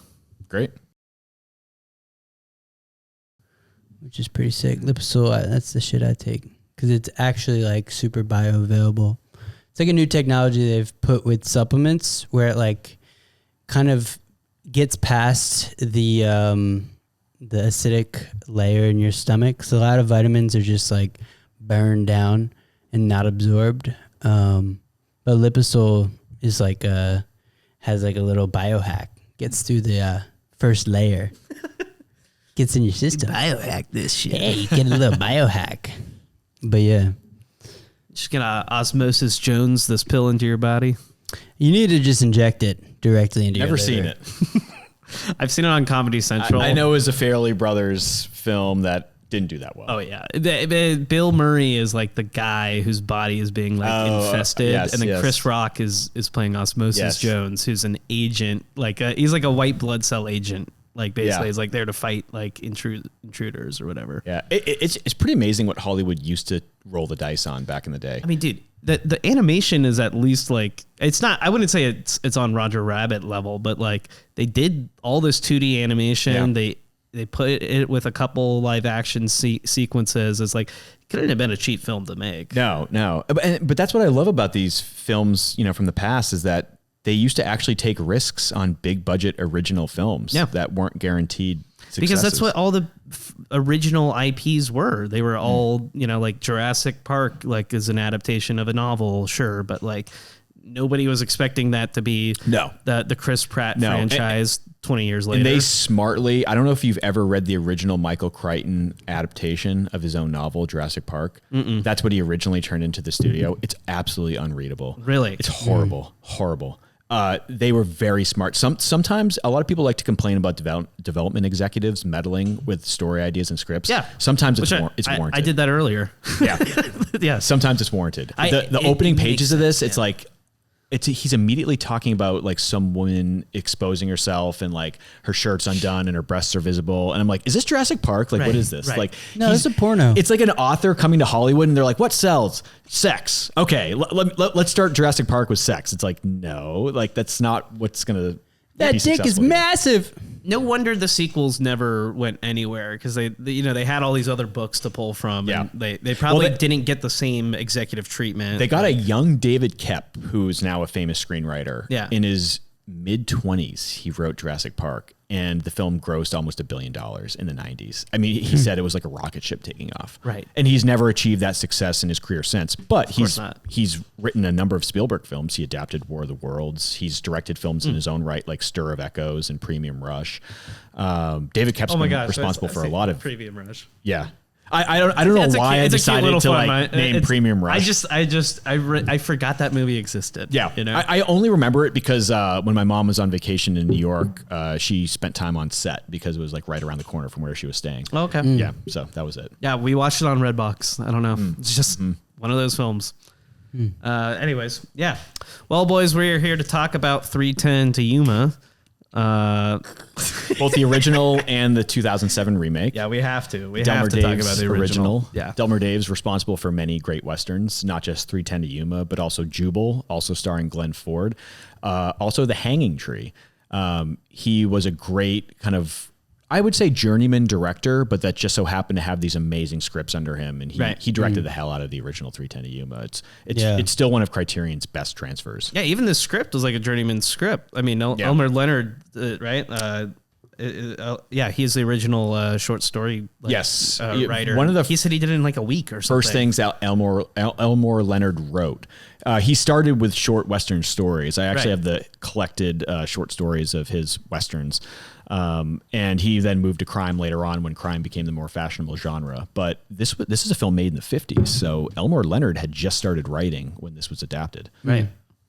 Yeah, it's very interesting because like I just saw like a small Criterion interview with him, and he was just talking about like, I could write in a week and make $100, and so I just kind of pump these out. Like, and you're like, man, like that's really just all it takes. Sometimes. Yeah, it was 57, right? Stories. Yes, the film came out in 57. Yeah. So when did color film become prevalent? This had to have been like right around. Well, Wizard of Oz is like the first color film, but it depends on the genre you're working in. It went back and forth. There's an interesting interview with Lee Marvin, who played Liberty Valance in The Man Who Shot Liberty Valance, amongst many other great films. And Lee Marvin said that there was a lot of resistance from both actors and directors to shoot in color because there was a certain control that you had in black and white. Yeah. And there was a certain aesthetic created, and they wanted to maintain that for certain genres, especially film noir. I don't think film noir benefits from being in color at all. I think there are some really good colored noirs, but film noir, yeah, exactly. But film noir has to be, you just need the shadows, you need the darkness. Like it all just feels so essential to it. Yes. Yeah. Yes. When you're working with one color and then different variations of shade, it's a lot easier to control the image than when you have complete color. Yeah. That you have to really be conscious of what you're putting on screen because it can be jarring if you have the wrong color. And film noir comes from like German expressionism, and so it's just kind of like you want these big abstract visuals to overtake the film. Really, I mean that's where the roots are. Yeah, it's like a literal added element, and as like the director and as the director of photography, now you have to add like what is everybody wearing. Obviously it looks good, but what color is it? Aesthetic? Yeah, it's definitely a lot more work. I really like black and white. There's something so elegant about it, and especially in the time that we live in now, where we're just oversaturated with just image and color and sights and sounds. Yeah, it's overwhelming. It puts me in a very specific mindset to engaging with the past. I immediately feel like I can leave the present world and then just go back into the past when this film was made, and then when the film takes place. It's a very specific lens with which to look backward, and I think it's important that we have black and white. How do you feel about like modern uses of black and white, like Nebraska or something, where it's like it's set in the present still? Yeah. Because like I do think like you can get that time and place effect still from it. I think it's been used better. I think Bellatar has used black and white to his advantage more so than other filmmakers. Yeah. Well, that's leaning into the the more you have more control with black and white, like we said, and you can create abstract images in that way. Like the way that Bellatar just extends the back of the frame, with black. Like he'll just shrink an image. And it's just like you could not get away with that in color. For me, black and white feels closer to the dream state and closer to the human subconscious. I don't know how you remember your dreams, but usually my dreams are recalled in black and white. I'm not recalling vivid colors when I think back on my dreams. That's usually how they use black and white now in a lot of films. Is it's like a recall. Yeah. Well, right. It's You like- use it as a quick fix of like, okay, Memento, we're going to do another timeline, right? Right. Like, let's set that in black and white so you can differentiate it. Or Oppenheimer. Maybe I've just been conditioned to recall my dreams that way from watching movies. Yeah. That's from what, films. yeah. I'm like, I You feel don't like know. my dreams have like maybe more muted color palettes, like as in like they're not as contrast heavy, but I still have color for sure. I even think like I've had dreams that like had their own color palette where I was like, okay, this dream is in sepia. Your brain's like Yeah, making yeah, up interesting. colors. That's very interesting. Well, Like, for the aesthetic, Yeah. like this is the mood of the dream world, right? Yeah. Like this is a futuristic city where like maybe the saturation isn't so full because it's kind of a depressing city. Like, yeah, I get those what types of it kind of things. skips the process of light actually bouncing into and through your eyes, so your brain can kind of just skip all that and create what it wants based off reference, obviously. Yeah, I but don't know. I mean, it's a dream though. It's all the Yeah. illusion of it too. It's like it's like a wireframe painting. Like you look at it this way and it makes sense. Then you turn and then it all falls apart. yeah, But I will say the original Delmer Daves 310 to Yuma, starring Van Heflin, who had a very short-lived career because he died young, and also just had a very uncharacteristic look for a movie star at the time that he was acting. Yeah. And Glenn Ford, who just runs away with this film as the villain. Glenn He's Ford's so crazy. So good. so cucumber cool, Yep. so in control of like his expression on screen. Yep. It's pretty amazing. He's just a natural at acting. That's what Yeah. I was going to say because I recently saw The Big Heat with Glenn Ford, Okay. which is directed by Fritz Lang. I think I got it up there. But like Fritz Lang did M, he's like a old school cat. But Glenn Ford plays the hero in the Big Heat, and he is also stone cold. Like he is just stoic. It's not all stoicism though. Like he has energy to him, but he's like infallible. Like he understands who his character is so thoroughly that there's nothing the script or the world could throw at him that would shake him. And that's how I feel about his portrayal in 310 to Yuma as well. Like he is just so committed, like in a way that like you don't see other actors command the space like that and really will a performance into existence. He's at once so comfortable in the life of the criminal where he has had to compromise his morals to do what he does, but he does still live by a certain code, certainly more of a code than Russell Crowe lives by in the remake. Because they add a lot. They do. Which muddies it up. Yes. Yeah. But also there is some regret in his performance as well. Like he actually really respects Van Heflin's character. And there are moments later on in the film where he has the opportunity to potentially run away. And he does put up some resistance, but it's almost as if he accepts his fate in the same way that Jesse James accepts his fate, that he is going to get on that train and he is going to go to Yuma. And he has to do that because that's what's right. He has lived outside the moral order so long and recognizes that it can't be overcome. And so he chooses to live by the moral order once again by the time the film ends. Right. He kind of resigns himself to that fate, that he has to be punished. I think what this film does too, really it is just Ben Wade and Dan Evans just going at it morally the entire film, stripping away like every level of artifice. Okay. And like I really love how Dan Evans is set up to need money. That's the only reason he's really in this. He just gets roped in. He's an outsider, but then as the movie goes on, even his incentive goes away to be a hero. They're like, we'll give you the money. You don't have to see him all the way to the train. Yes. Yep.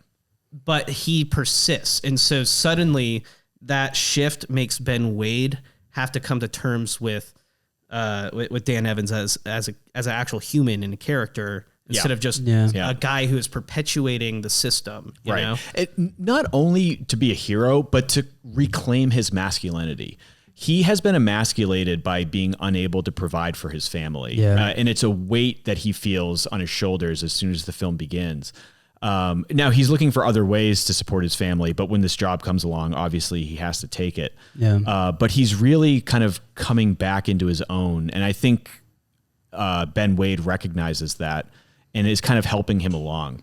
Yeah. Yep. You know, it's not just about doing the job. It's fulfilling his duty as a man. He has undertaken this obligation, and he is going to see it through hell or high water. But Ben Wade is definitely challenging him and testing him. He is. For the majority of this film to start. He is. Because, you know, he wants to see, like, what will you bend under pressure? Right. You know?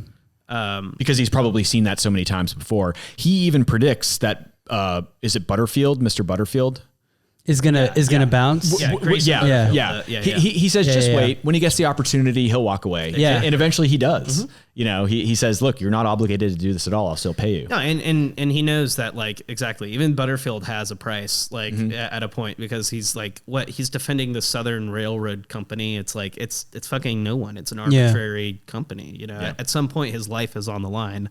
Yeah. I was going to say, I'm not messing with evil. It's the same with the deputies that are gathered in contention. Right. It's Right, like, right. They're immediately like, oh, I'm a family man. I don't Yeah. need to be in this. Yeah. And you see Dan Evans, he also faces that. There's a line earlier when they're sitting by the campfire. He goes, what are you doing out here, Dan? You got a family to take care of. What are you doing this for?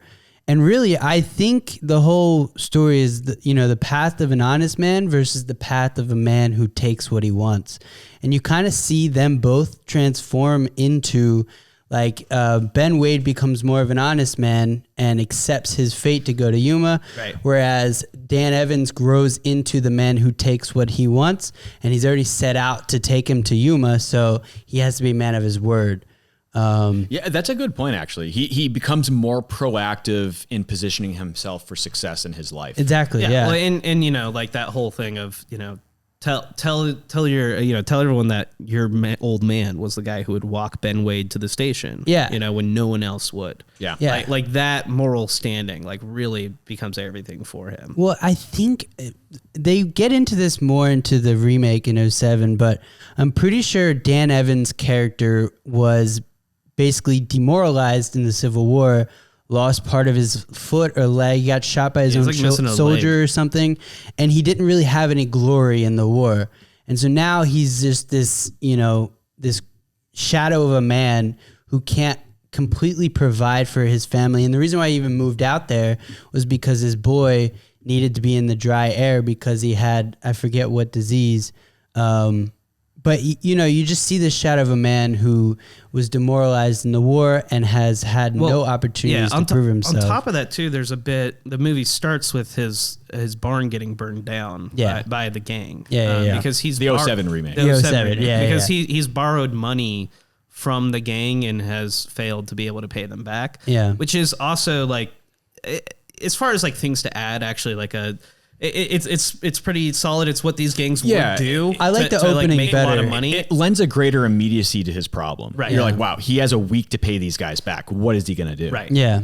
Well, I think the opening in the first one's better, to be honest with you. I think the first one's Well, better in every way. The first one's pretty much perfect. It's Yeah. like Yeah, it's yeah. 90 minutes long. Like every scene has a place. Yeah. And like we said, you just chip away at the characters until just you get the fantastic ending. But there's this unexpected, character growth, that also ties the movie into a bow. And it's like that same moment happens in this film, like 10 minutes before the film is actually over, Right. and then all this other shit happens. It's like, Yeah. this is just a we'll, mess. we'll get into the ending of the remake, but it's absolutely horrible. 07, It's so worse. it's just a messier film in general. It's a messy But film. I will say, as they expanded the scope. it is a lot more realistic, meaning it's more of like a history piece, whereas they're like building the actual backstory of each character. Whereas I feel like the older one was more of like a heroic journey of like Dan Evans versus. I think the old one is like the tradition of plays being films. Yeah. Where they would Yes. just be like, we have a small cast, Yeah. we have very few locations, and we are going to sit with the performances and let these actors, bring it. Because There's also a greater economy of storytelling in the first one. Right. The second one gets very lead-in with the way that it has to constantly provide you information and exposition about the characters. Right. Yeah. Whereas on the first one, you're gleaning information on the fly through their actions, which is how a story is supposed to be told. Exactly, because you are asking questions naturally that keep you interested in the film, and like the lack of information is actually like what draws you in to start. And then once Glenn Ford is just picked up with this crazy Mad Cat performance, and you're on board with that speed, and he brings you through the rest. I like that there's a real mystery about him, that his Ben Wade is kind of unknowable, whereas Russell Crowe is very transparent in the way he's playing his. I think Russell Crowe is scary from the first scene in this film in a way that Ben Wade is not. Mm-hmm. But Ben Wade's menace, as played by Glenn Ford, creeps up on you. And that's the whereas Russell Crowe lays out all of his cards on the table right away. But also in that same way, like we were talking about it, like when he woos the saloon girl, I believed Russell Crowe's like charisma a lot more than like Glenn Ford. I believe Glenn Ford's. Glenn Ford, like it's like that old school, like I don't know. I'm like he's saying he has the confidence, but you're like, does he? And then it wins you over later. But like to me, like I felt more of the menace, than actually like the charisma. Whereas like Russell Crowe's like, I'm a movie star. Russell Crowe was more creepy. I feel like. What was the first guy? Glenn Ford. Glenn Ford, I feel like it's also a different time. Like picking up women in the 50s is very different from picking up women in 07. What do you know about picking up women in the 50s? I know nothing about picking up women in the 50s, but I can imagine it was very, I feel like we've developed a lot, obviously, since 1950. I would actually say there was more of an art of seduction back then than there is today. Yeah. Today it's like, hey, you want to fuck? Yeah. Like you can't say that back then. You have to comment on her pretty eyes. Like, her green eyes. I want to see like the depth of your emerald green eyes. Yeah. She's brown eyed. He's like, well, brown eyes are okay too. Yeah, well, and if you did have the ability to speak well and you had a silver tongue, it was like a big thing then, because even like Dick Little in Jesse James, he was just good at talking. And that's why he wooed over women. Dick Little had all the best lines in Jesse James. Like that scene where he's seducing Jesse James's cousin's sister was incredible. Yeah. I believed every moment of that. I was like, this girl better fuck him. Like she would be an idiot not to. Yeah. Like this guy is just. Like he literally rode up to your house. Right. Gotta take that, man. But speaking of seduction, there's a really interesting scene that's fascinating that it made it into a film that was made in the 50s, where Van Heflin has to take Glenn Ford into his house that they can pull the bait and switch to make it seem like he's still in the carriage. Right. And he has dinner with his family that his wife has prepared. And in front of Van Heflin, Glenn Ford immediately starts seducing his wife. Yeah. And asked, and the remake is slightly different. In the original, she's from San Francisco, and he says that he's been to San Francisco and had a relationship with the daughter of a sailor. Right. But he does it all in front of Van Heflin. He just sits down and starts seducing his wife in front of the man. Which again, that's part of the test of character, right? Yeah. He's like, what are you going to do when I go after your family and your wife? And not only that, but she starts falling for him. Oh yeah. Because he has that masculinity that her husband lacks, because her husband has not been able to step up into the role of provider. And and like whether or not she would do anything with it. No, she doesn't do anything. But she is intrigued because this energy has entered that hasn't been there for a minute. Yes. Right? And you're right. She falls way harder in the original. Than she does in the sequel. Oh, her eyes are absolutely sparkling as he's talking to her. And Van Heflin has to pull her aside and is like, don't do that. Yeah, what are you doing? Well, it feels like the new one, it's more sneaky. Like as he walks out, he starts doing it. It feels like, we're like, oh, you like, wait, we're doing that. No, there's a real danger in the original that he's going to snatch his wife. Yeah, no, you buy it a lot more. And he's a good looking cat. And then you have, Dan Evans' character. What's his name as well? Christian Bale plays in the original. Oh, Van Heflin. He's not as, aesthetic. He's kind of like a more grimy looking man. Oh, yeah. He's not a movie star. No. He doesn't have movie star caliber looks. Yeah. But that's like they used to cast people that didn't look like movie stars in movies, and like Christian Bale, to his effort, really is not in. Like he's looked a lot better, right? He's been American Psycho, right? Sure. Yeah, like he's got scraggly hair. Yep. The leg, obviously, like he knows how to like give himself smaller mannerisms as a person. Yeah. and he does a good performance too in this film. It's very serviceable. That's exactly how I felt. Yeah. But in contrast to Jesse James, which feels like it's totally authentic to the time, 3:10 to Yuma just feels like adults playing dress up.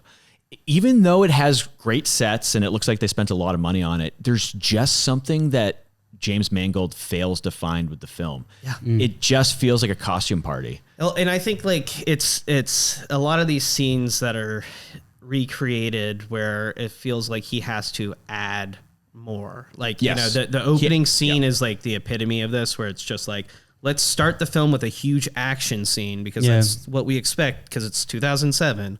And it's not the 50s, but Right. that kind of takes away. Speaking of the Chinese building the railroad through the Sierra Nevadas, there's a totally unnecessary chase scene. Oh, right. That is That's just feels not in the inserted fiction. into the film for no reason, where they're the brother of one of Russell Crowe's victims just so happens to see him enter their encampment from far away. He's like, oh, that's Ben Wade. It's like, how do you know? Yeah. He gets him and starts electrocuting him. And then they have to recapture break him free so that they can capture him. And then they blow up the entire tunnel. It makes no sense. Honestly, it's the worst scene in the movie. Right, and you're like, why? Like Ben Wade would not be in, Ben Wade would be into it. Dan Evans would not be into this. Yeah. No, not at all. Well, it kind of takes away from Dan Evans because he escapes twice in the new one. He gets away from them twice. Yep. So it kind of takes away from because he basically comes back the second time. I'm pretty sure. Oh no, the second time is when he got captured. The first time he basically just comes back to him. Yeah. Well, and technically he escapes too at the end, but then decides not to escape. Yeah. And we're not going to get it because I do not like that. I did like that he killed a guy with a dinner fork, stabbed him. That was sick. I like that. Even That though was a the good scene. reveal wasn't great, like James Mangold just chooses all of the wrong shots to show the violence in this film. Yeah. It just doesn't land with any it- kind of dramatic emphasis. And that's what I loved about the originals, like how they would just stick the camera in a spot and let a lot of the action unfold through it blocking. adds weight you know? to the action. Yeah. Whereas this, because this was made in 07, right after James, and right after Bourne, and you see a lot of shaky cam going on in movies at this time for no apparent reason. Yeah. And it's like, dude, just have your shots selected and set up great blocking with your actors and you'll get what you need. You don't have to just like wiggle the camera to make it look like something's happening. I think I agree too, though. But it's also like in that ending, like there's a part where they like start running across roofs and like jumping from building to building, and it's just like I think they got worried that they were like, we're spending this amount of money. Yeah. Like we've got to just clean this up a bit, like make it a little more generic. It's just, Yeah. it takes a lot of the character out of the actual film. There had been some big Western bombs prior to this coming out. Really starting in the 90s. You have something like Wild Wild West, which is supposed to be a huge Will Smith Wild action Wild vehicle West. that bombed. Kevin Costner directed a film called Open Range in 2004 that was made for $80 million and didn't gross anywhere close to that. It's actually a better film than this. It's a more traditional Western with an amazing shootout at the end, but it's 3 hours long and audiences didn't really take to it. And so I would say this leaned more toward action. This is really an action film more than it is a Western. Definitely. It has characters that are dressed like cowboys, but it doesn't have the same iconography and style that defined a lot of older I would Westerns. compare it a lot more to Sam Raimi's The Quick and the Dead.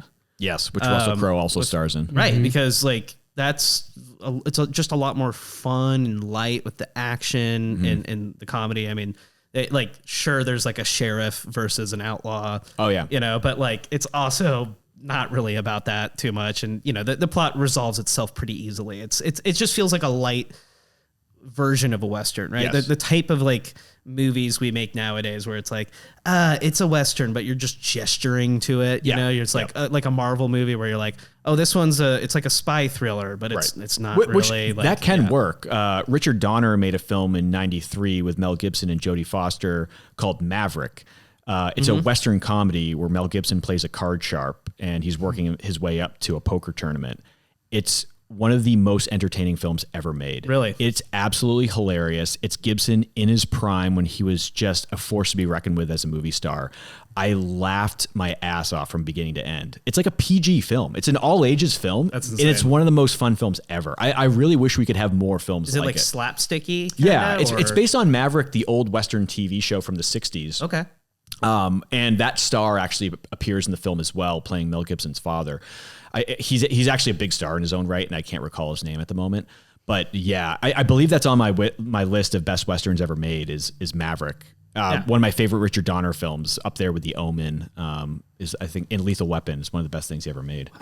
What else you got rocking on your best Western list here? I have some obvious staples at the top. Sergio Leone's Once Upon a Time in the West. Yes. There's a lot of Leone films that you could put in the number one slot. I think for a few dollars more is acceptable. The Good, the Bad, the Ugly is acceptable. But Once Upon a Time in the West really is the apotheosis of his fairy tale-like rendering of the West. And he really invented his own cinematic language that then began to influence American Westerns coming from the spaghetti West in Italy.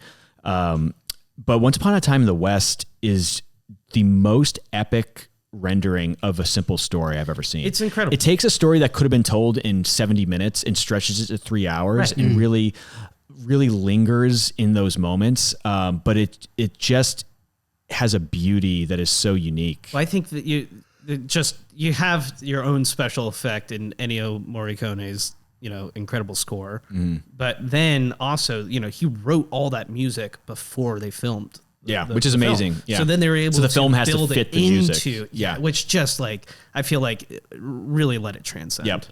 It's actually the first film where I started to appreciate Charles Bronson as an actor. It took me a while to come around to guys like John Wayne and Charles Bronson. I did not understand their appeal for so long because they were simply not good actors. Right. But the directors that understood their screen presence really took advantage of that. And Leone does with Bronson. And Bronson was not supposed to be the star of Once Upon a Time in the West. It was supposed to be Clint Eastwood. But Clint Eastwood had already gotten big from doing the original 3 movies with Leone and started to use his clout in Hollywood. And he instead chose to make Hang Them High instead of Once Upon a Time in the West, which I'm sure he regrets now. Hang 'em High is a fine movie about a hanging judge, and it's a lot of fun. It's kind of like he didn't realize how good he had it. He did, because he should have held on, made that a director-actor pairing for, decades and then just moved on. And he smartly uses Henry Fonda in one of the few villainous roles that he played because audiences had only ever known Henry Fonda as a hero. And so when he appears on screen in his first scene in Once Upon a Time in the West and shoots a small child in the face, you're like, whoa, this is not the Henry Fonda I know. The movie immediately feels dangerous.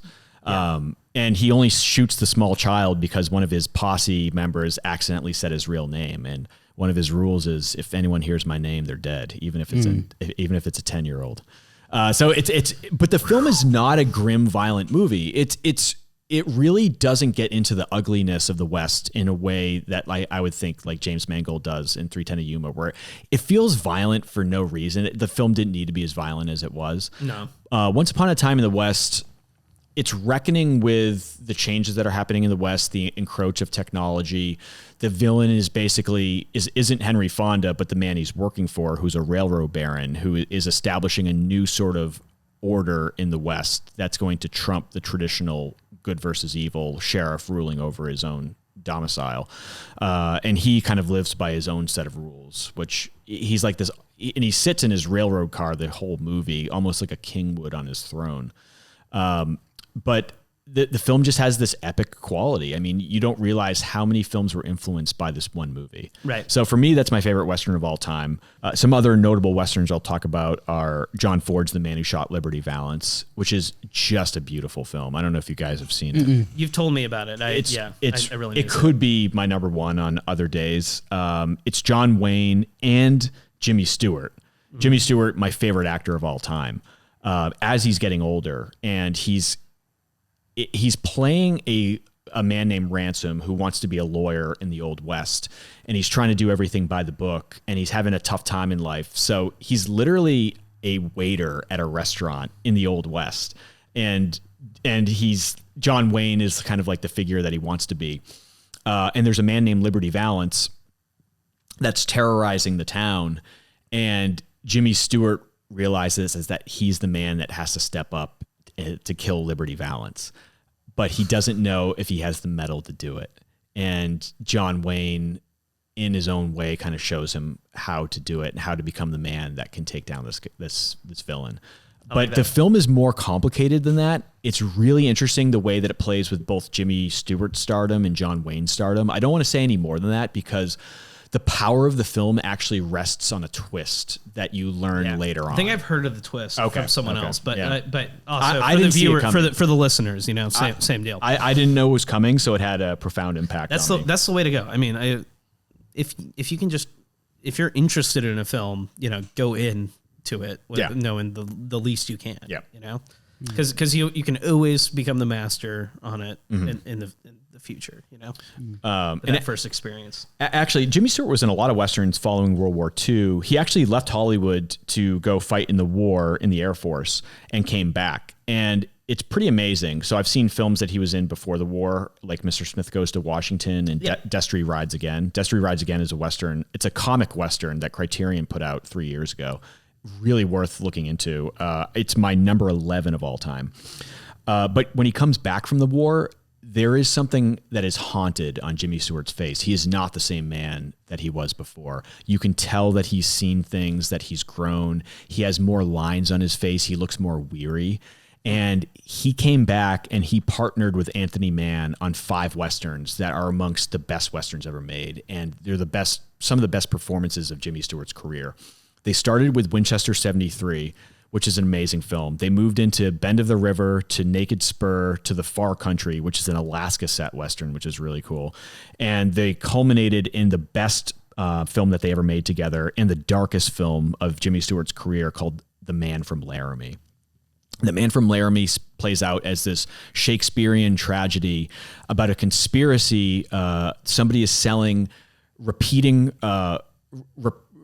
rifles, which were new at that time, to the Indians, and specifically to the Apaches. Right. And the Apaches are using them to attack the people in this Western town. And the conspiracy continues to unravel as the film unfolds, and it may implicate this well-to-do family and the son of this land baron that he has to kind of take down. It's a really fascinating film. It's Jimmy Stewart at his angriest. He's just like snarling and yelling the whole movie. And he actually told Anthony Mann, because they were supposed to collaborate on one more Western together called Night Passage, that didn't end up happening because Jimmy Stewart was like, I don't want to play this darkness anymore. I want to move into more audience-friendly stuff. Oh, wow. And Jimmy Stewart played the accordion in real life, and he wanted a role to show off his accordion skills. Right. Totally true. And Anthony Mann was like, this is ridiculous. You don't need an accordion. I want to keep making dark movies. And so they parted ways and never spoke again. Jimmy Stewart has always been this kind of affable figure, but when he's gotten into feuds with people, they've really become pretty severe, and he's never talked to those people ever again. He even didn't talk to his wife a week after his horse Pie, who he used to shoot all these Westerns, died. He was so connected to that horse that he wouldn't speak to his wife for a week. That's nutty. I learned all this. Arrow put out The Far Country on Blu-ray, and I picked it up and watched all the special features. And I learned all this from watching that. I mean, he's a true cowboy. His number one girl was his horse. Yep. That's my girl. That's my girl. Another great Western called The Great Silence, from Sergio Corbucci, as Tarantino would say in Once Upon a Time in Hollywood, the second best Italian filmmaker behind Sergio Leone. He's the man. Sergio Corbucci made a number of Westerns, including The Mercenary, which appears in Once Upon a Time in Hollywood as a marquee in the Bruin Theater. He also made Navajo Joe, where Burt Reynolds plays a Navajo Indian. He also made The Great Silence, which is a snowy Western, which heavily influenced The Hateful Eight. Hateful Eight, yeah. That stars Klaus Kinski as the villain. I don't know who plays the lead because he wasn't in a ton of movies, but Klaus Kinski is the villain. And it's a brutal Western with the bleakest ending that's ever been put into a Western ever. It's just, the movie ends on such a mean-spirited, sour note. I actually couldn't believe it. But it's beautifully shot, and it's a must-see. Violence. There's another Western called The Life and Times of Judge Roy Bean, which is a comic Western. It's a all-ages PG Western starring Paul Newman. It was written by John Milius. It was supposed to star Lee Marvin. Paul Newman wanted the role, so he went to Lee Marvin's house in Malibu and got him all liquored up and convinced him that he wasn't right for the role. And Lee Marvin goes, yeah, you're right. I didn't really want to play this anyway. And then just gave the role to Paul Newman. So that's how Paul Newman got that role. Paul Newman was a big drinker in his own right. He drank a 6-pack a day his whole adult life until the day he died.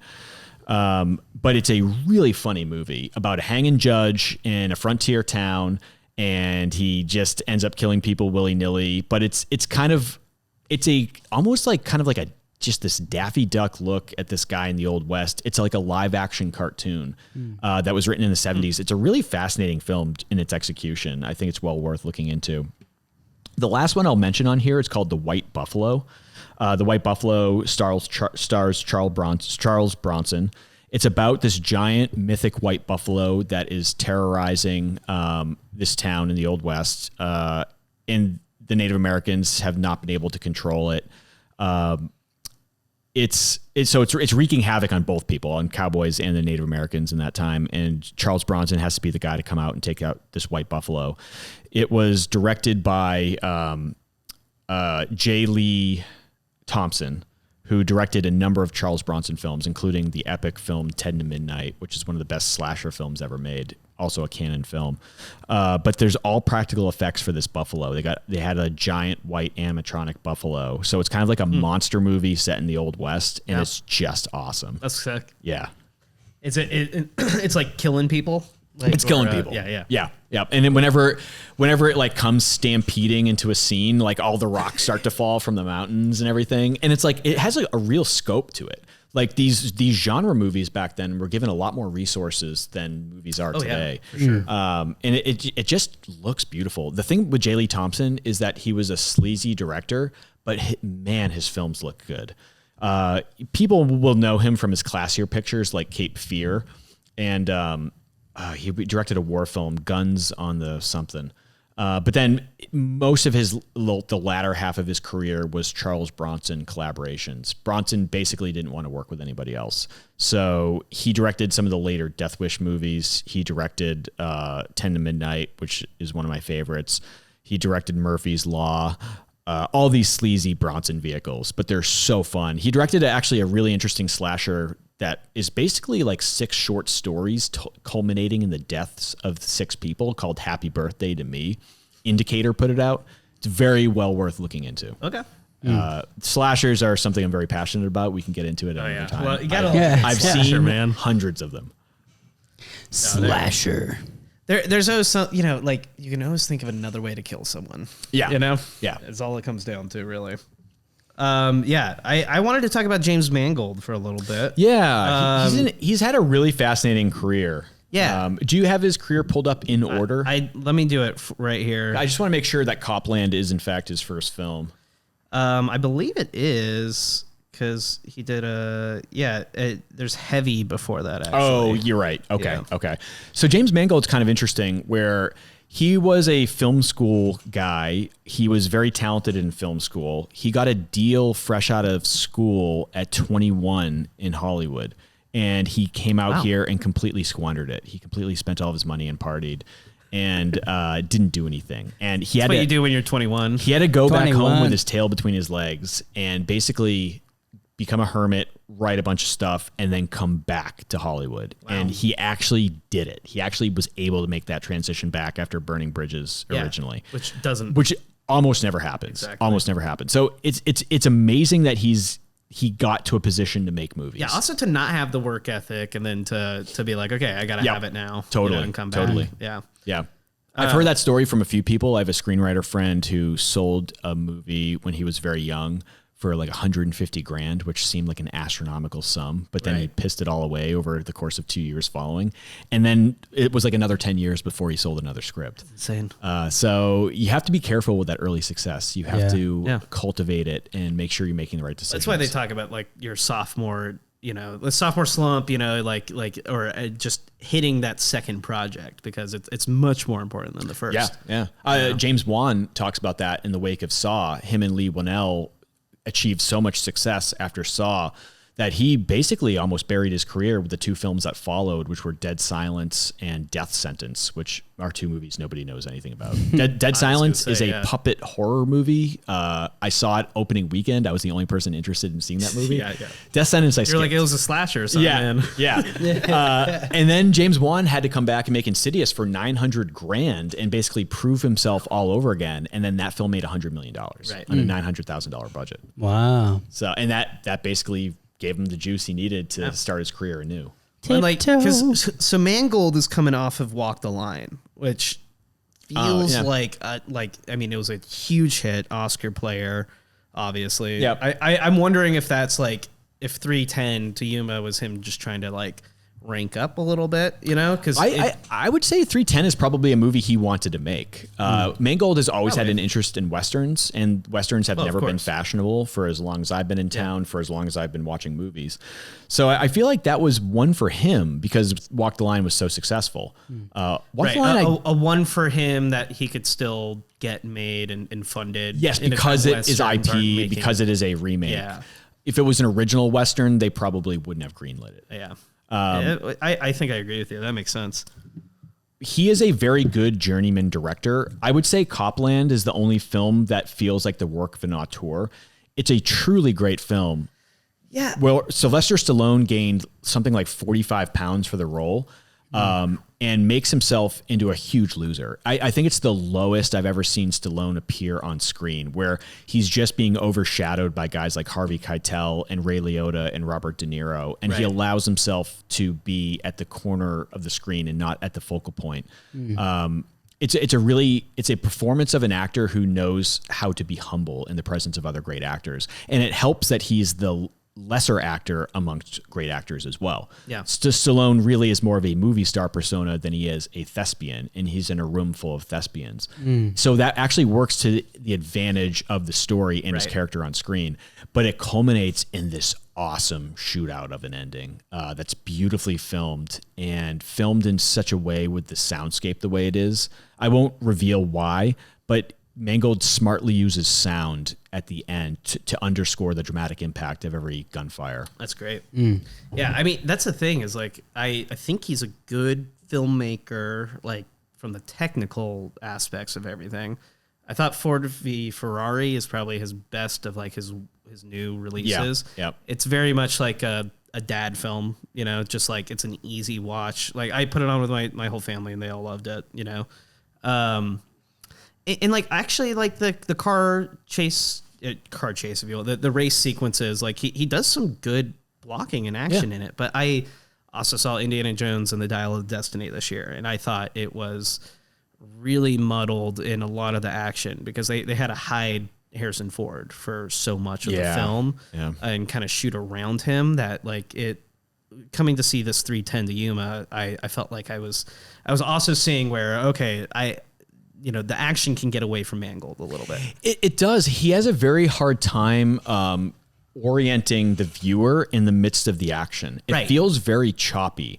He doesn't have a good sense of spatial awareness on screen in the midst of the action. The spatial awareness was the biggest thing too for me, especially in that opening scene because they're chasing this wagon that they're trying to rob, and it's got a Gatling gun at the back of it, and they're basically in this huge valley that's got a divot in it, and it almost just feels like they're racing around the toilet bowl the whole time. Like you're just like, what's going on? What direction are they? I wasn't even aware that both parties were coming at each other at first. That's what I'm saying. I thought it was a chase. Is in the back, and so I'm like, oh, they must be coming from behind because they're going to shoot them with a Gatling gun. Right. He doesn't communicate information to the viewer well at all throughout the whole course of the movie. And that was the big problem with honestly, with Indiana Jones, because Steven Spielberg is one of the best action, directors ever. He knows where to put the camera. So, when you're watching a chase scene not directed by Spielberg, you're just going to be like, okay, I know there's better. Even in that moment where I believe it's the Apaches make a brief appearance in 310 to Yuma. Yes, they do.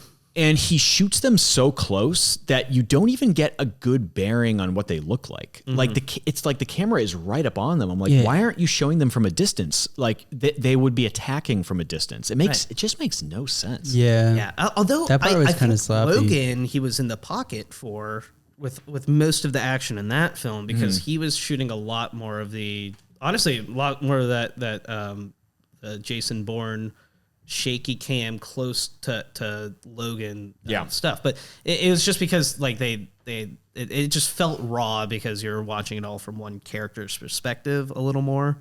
I don't think they had car chases in Logan really. There was a little bit of that, but not Yeah. And what he brought to that was more the Western genre. He was like, let's make this superhero a fading icon. You know, like he's the world has moved beyond him, right? He's not as powerful as he once was. Like he brought a good sensibility to that story. But I also get why the Wolverine, he made that before. That was like, yeah, exactly. Like that was a movie that's supposed to be an Aronofsky vehicle, actually. Wow, that's crazy. But he's like doing samurai fights and all this, and I think it's just very choppy as far as like action goes as well. And that wasn't very well received. I will say, looking at this list, I forgot he made Identity. Yeah. Which is strange because that's not the type of film one person makes after a classy picture like Girl Interrupted. Why? And Kate and Leopold. Kate and Leopold is so wild. I mean, I wouldn't actually say he's a chameleon like some other directors. I think he's more of a journeyman. He's a journeyman. They just bring him on. He's literally like, I want to work this year. He's going to deliver a very durable product. And I know, he's apparently making a Star Wars movie, but...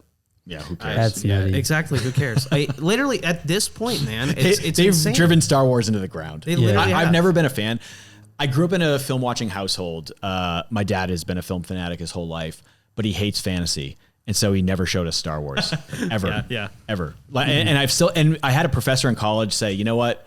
If you made it this far in your life and you haven't seen it, there's really no use in watching it now because it's not going to have the same impact. I feel that. I feel like the original trilogy, sure. Like, just check them out. But also, you're living your life without it, man. You're so much better. I was already on Kubrick. Like, he showed me Eyes Wide Shut when I was 10.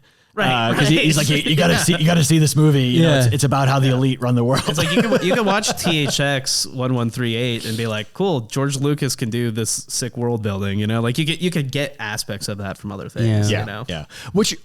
I don't know. I'm not sure if kids are the same way today, but when I was a kid, I only wanted to see the adult movies. Like I begged to go see Braveheart in theaters when I was a kid because that was a cool thing to see. Or like if my parents said I couldn't watch something, like it made me want to like sneak downstairs and like get a look. Or every Arnold Schwarzenegger movie because he was making movies like Eraser and End of Days in the 90s, which were like super popular films amongst small kids who are obsessed with the Terminator. Right. Like you had to go see the latest Arnold movie. Yeah, that's true. Yeah, I mean, for me, I was youngest of like 7, so I was like, I could watch whatever the fuck I wanted, honestly, because they would be watching things anyway. So it was like there was no filter for me. I was watching all kinds of crazy horrors and shit when I was young, having nightmares for weeks. They didn't give a fuck. Yeah, Dan, did you see either of these in theaters? Because I was basically like 11, 12. Okay. In 2007. I was a freshman in college. I didn't see 3:10 to Yuma in theaters because I had already kind of seen enough films by that point to know that Mangold was not an auteur. And so I wasn't interested. I love it. Jesse James only played in limited release, and I was in Syracuse, which had no access to independent films. Yeah. So I had to wait 2 months until it hit DVD to then rent it from Netflix as a DVD that was mailed to my dorm room. Wow. And then I watched it on my laptop on that DVD for the first time. And was still blown away. I'm sure. I watched it on like a 21-inch MacBook Pro in 07. Yeah, I mean, we talk about like how much format matters, but it's like you just got to see the thing. You do. At the first, step. And like I got to see this on 35 millimeter at the New Bev last year, and that was an incredible experience, right? Like being locked in with a black screen, black void all around you. It makes a big difference. But I also loved it on the couch this Yeah. time, like it still hit. Like there's some things. So like The Wild Bunch is a film that took me multiple viewings in order to get around to loving, which I now love. And I recently had the opportunity to see it on the I big liked screen it. I feel the same way that I'll love it in 10 years. Seeing on a big screen at the Egyptian was an experience. And there were like people industry people there, like people that love this film. Right. It was a sold out show. I counted only 5 people that got up to use the restroom for the entire duration of the film, and it's 2.5 hours. And it's interesting. So we assume that films are like more violent and sexual and gratuitous now than they were then. But I often find when I watch movies, especially from the 70s, Wild Bunch was made in 69, but it's basically a 70s film, that they were in many ways more violent and gratuitous than we have today. I agree. Especially in portrayal of rape, because every movie at that time used rape, if not as a catalyst for a movie, then just as a moment of catharsis or as a moment to shock people. Yeah. I'm thinking Death Wish 2 in particular with Charles Bronson as one of the most vicious rapes I've ever seen. Vinegar Syndrome just put it out if anyone's interested in seeing it. But I see all those. But no, I'm continually shocked by films during that era than I am of films today. Yeah.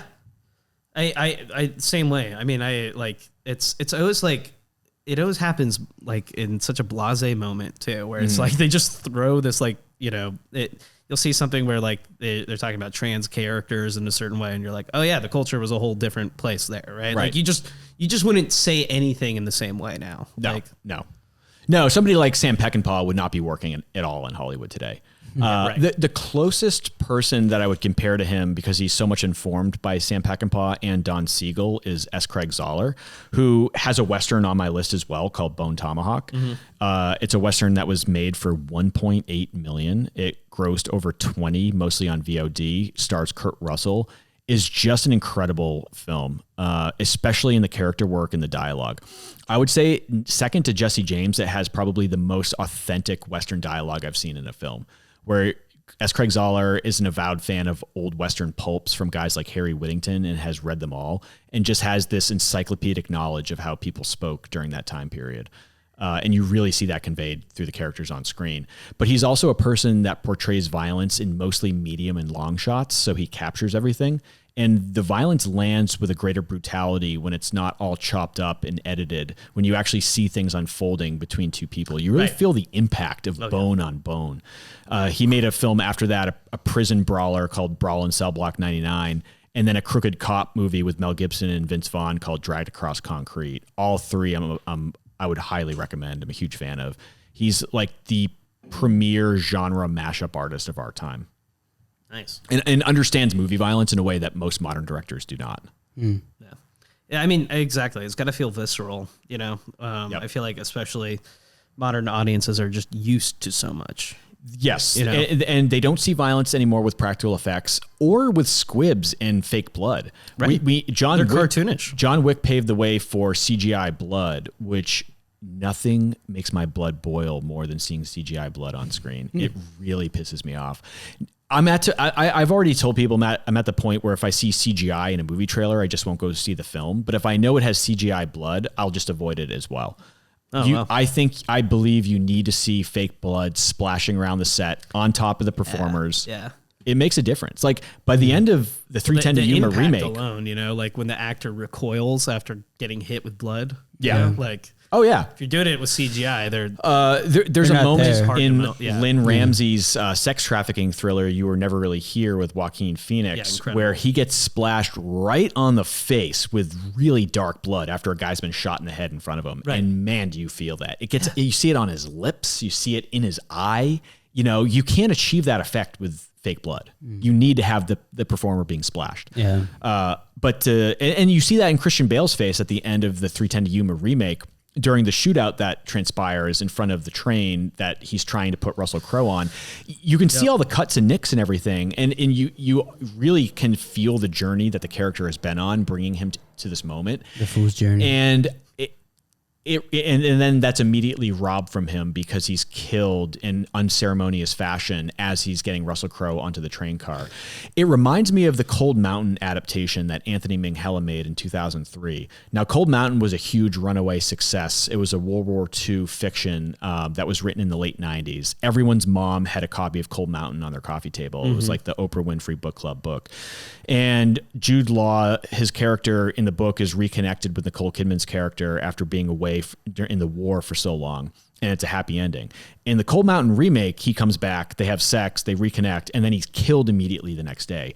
And everyone's like, what is this? Like, we just watched this whole movie trying to reunite these two people, and he's just killed? Yeah. And that's how I felt watching the 310 Yuma remake. I was like, we've been on this whole journey with this character, only to have him die so that his son of a bitch of a son, played by Logan Lerman, can finally tell his dad that he loves him. Yeah. Like, his son is outright abusive to him throughout the whole movie. I was like, I was like, they're hitting this way too hard with the son not respecting his father. I like at the beginning I was on board with the addition of the son character. Yeah. I was like, at the very beginning I was him too. a little further. But I agree. What they end up doing, his son is so mean to him. Like, I'll never become the man like you are, and all this stuff. Exactly. It's almost like it takes away some of the nobility of Christian Bale's decisions, because you're like, well, his son really fucking hates him. He's like, he doesn't want to go back to that kid. Yeah, he's doing this for this piece of shit son. Exactly. I do like the son better than the wife appearing out of nowhere in the first movie.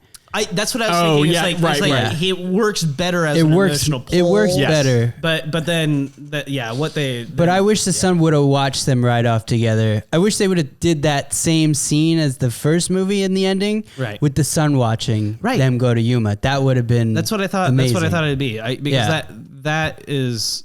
I mean, the first ending is so great. Yeah, it's so great. Yeah, and especially like it's so haunting with the train steam coming up. And then being enshrouded by the fog, by the steam, while like the posse is trying to gun them down. It's like it's so beautifully shot. Yeah. And I thought we were going to get that again. Like, Mangold does a great job. I love the addition of the snow and the train steam coming out as it's stopping in the station. And all that was beautiful. And like, it really seemed like he was building to this intense dramatic moment. And then to just have it end in like this bloodshed, like this wanton bloodshed for no reason. And Robert Ford shoot him behind the back type scenario. Yeah, no, but it felt like nihilistic in some ways, where it was just like it really against the themes of the film, because the story was just so well crafted until this point. That like if Elmore Leonard wanted Dan Evans to die at the end, he would have built in a different kind of redemption moment for him. It just feels like these beats, like they just don't. It didn't feel earned, and it didn't feel like the story naturally culminated to that place. No.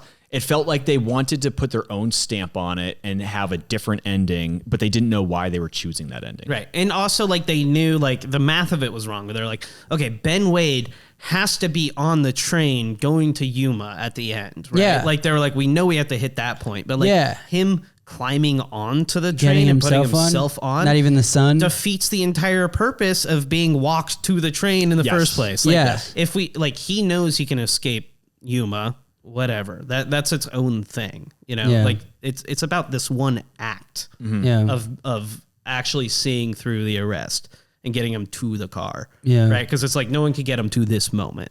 Whatever happens with this uncontrollable force after is like outside of our control. But also the sun coming in and out, like him leaving and then coming back, it was because of how they wanted to wrap it up. They needed him to come back so he could see the dad die and hold him in his arms and be like, is he really dead? It was very sloppy. They did that. And I also think, you know, Ben Wade killing his entire posse really puts a dim light on Ben Wade's character. Well, when he kills the first guy, it makes sense. Like, we brought it up before. It's like, okay, this guy's weak. He's using it as like a show, you know, to the rest of the guys. Like, don't step out of line, you know, and you know I'm vicious, right? Right. Yeah, because in killing off Christian Bale's character, it's really saying that the redemptive arc of the movie is the evolution of Ben Wade's character. But I don't buy that because he just killed his entire posse. He just killed everybody that was loyal to him. Okay, what? So I do think that is like a thread they're trying to show in this more, that like maybe he regrets the life he's living in that he wants to escape the gang. He should have just turned his back on the gang and gotten in the train and let them live. I think that would have been more powerful if he showed, no, I'm not one of you anymore. And got on the train and left them there at the station. But also, like, I don't believe he, like, even if he thinks what he did was wrong now, I don't think he, this new turned man would be like, the first thing I need to do is murder more people, right? Yeah. Like, It makes no sense. yeah. Well, and I also hate how they reveal that he's on board with Dan Evans' plan, because in the first one, they do it when they're in the room together, which is such a great scene. It's like this long, back and forth build into, okay, I'm going to help you get me onto this train. I respect you now as a man. Whereas in this one, they're literally like ducking down in that little room, getting shot at. And he's like, hey, you know what? I've escaped from Yuma before. Let's get on that fucking train. Yeah, he's like, it doesn't really matter to me. Yeah, he's like, you know what? We haven't got shot yet.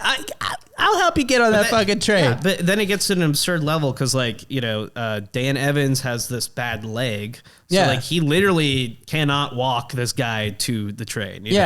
And because they've blown it up as an action piece, now they have to, and the whole town's in on it. There's a million guns coming at them. Yeah. And the old one, the original, just had the beautiful script economy of being like, okay, we're going to use this one wagon, as our diversion, and we're going to gun it as far as we can. And then, the cattle came in as a hand of God save, know, but each of those moments, you really felt like the writers backed you into the corner and then wrote their way out of it in an interesting way where you're like, it still kept you engaged. Where you're like, are they going to make it the next 10 feet though? Right. Yeah. Because there is less action and gunfire in the original, it feels so much more tense when they're creeping around every corner trying to get to the station. You really feel it. Yeah. And in the new one, I'm just like, well, there'll be some sort of new evolution in the action to keep things going and to keep people eating their popcorn. So I just wasn't invested at all. No. I actually almost was tempted to skip forward to the end watching the remake because I was so bored watching it. After the first hour, I was like, we have another hour of this to go. Yeah, it was long. Yeah, it's long. And Jesse James is 3 hours, and that flew by. Yeah. Because it's so interesting. Yeah. And Jesse James doesn't have a lot of action either. It's you had the robbery at the beginning, and then the rest of the film is melancholy. The character psychology is so complex that it keeps you gripped. Absolutely. Yeah. Well, in the cinematography, right? You got Deakins, which we didn't mention. No, we He is a didn't. world-class talent. There are, I think, some of the most iconic shots of Deacon's career are in Jesse James. I would agree. I'm thinking him holding the lantern as the train is coming forward. Exactly, with all the smoke. And then also any of the scenes where they use the old, they found old lenses and attached them to cameras. And so they have this deep focus in the center. Yeah. And then they have a lot of ossification around the sides. And, yes. And that just puts you in this but they don't overuse place. them, unlike cough cough Yorgos Lanthimos in The Favorite, where everything is a fisheye lens, and I'm like, dude, this isn't a style. This is just you being annoying. Right. I expect this from a student film in film. But when you see this imagery that feels remembered and it's all distorted, you're like, this makes sense with every part of this film. Yeah. That whole train sequence is one of the best sequences ever put to screen. Just him leaning his ear on the tracks. Yeah. And then the foot. Yeah. It also has the classic line, snuff those lanterns. They're going to trip and shoot each other into females. And then the other guy goes, I bet you I can find them husbands if they do. Which is a total throwaway, but it cracks me up every time. Yeah. Yeah. They did a good job in Jesse James of portraying how dull people were during that time. All the actors did a really good job of playing just that dull. Yeah, well, it's a different pace. The Coen brothers talk about this whenever they make a Western. They say, we're always very conscious of having differentiations in education between the characters. Right. Because some people just possessed a vocabulary that most other people did not. And you can't have everyone speaking in the same ornate kind of language because it's just not realistic to the time. Which you definitely see in Jesse James, with every gang member. But yeah. Well, during that time, there was a huge difference between class systems. I mean, you were either very poor or you were doing very well. There was really no middle class at all. No.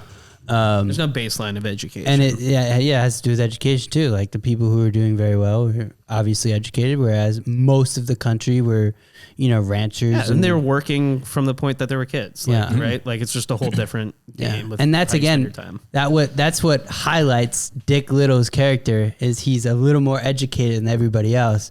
And I feel that's like why you're just trying to slip in a dick little dog. there. That's why he's pulling everybody's I actually thought bitches. Dick Little too. I got you. Dog, he's pulling everybody's He is girl, pulling. dog, because he's a little smarter than He everybody. is. He's the only member of the posse that knows poetry Yeah. and uses poetry to seduce women. That's as right. we Yeah. learn in the opening scene. Yeah, exactly. And that what he had said earlier is that you actually had to like sway women and did not just be like, hey, you want to fuck back in the day? Like you actually had to be like, oh, your eyes are like emeralds. Yeah. You know? Also, you can tell Dominik did his research. I don't think this was in the book, but one of the euphemisms for vagina in the Old West was quim whiskers. And Dick Little says quim in the opening scene of the movie. Oh, wow. Just like quim whiskers, I guess, would be the bush around the vagina, Right. But he just refers to it as the quim. And I was like, wow, because I had just done a lot of research on the West for my novel. And I was like, Dominik did his homework. Yeah.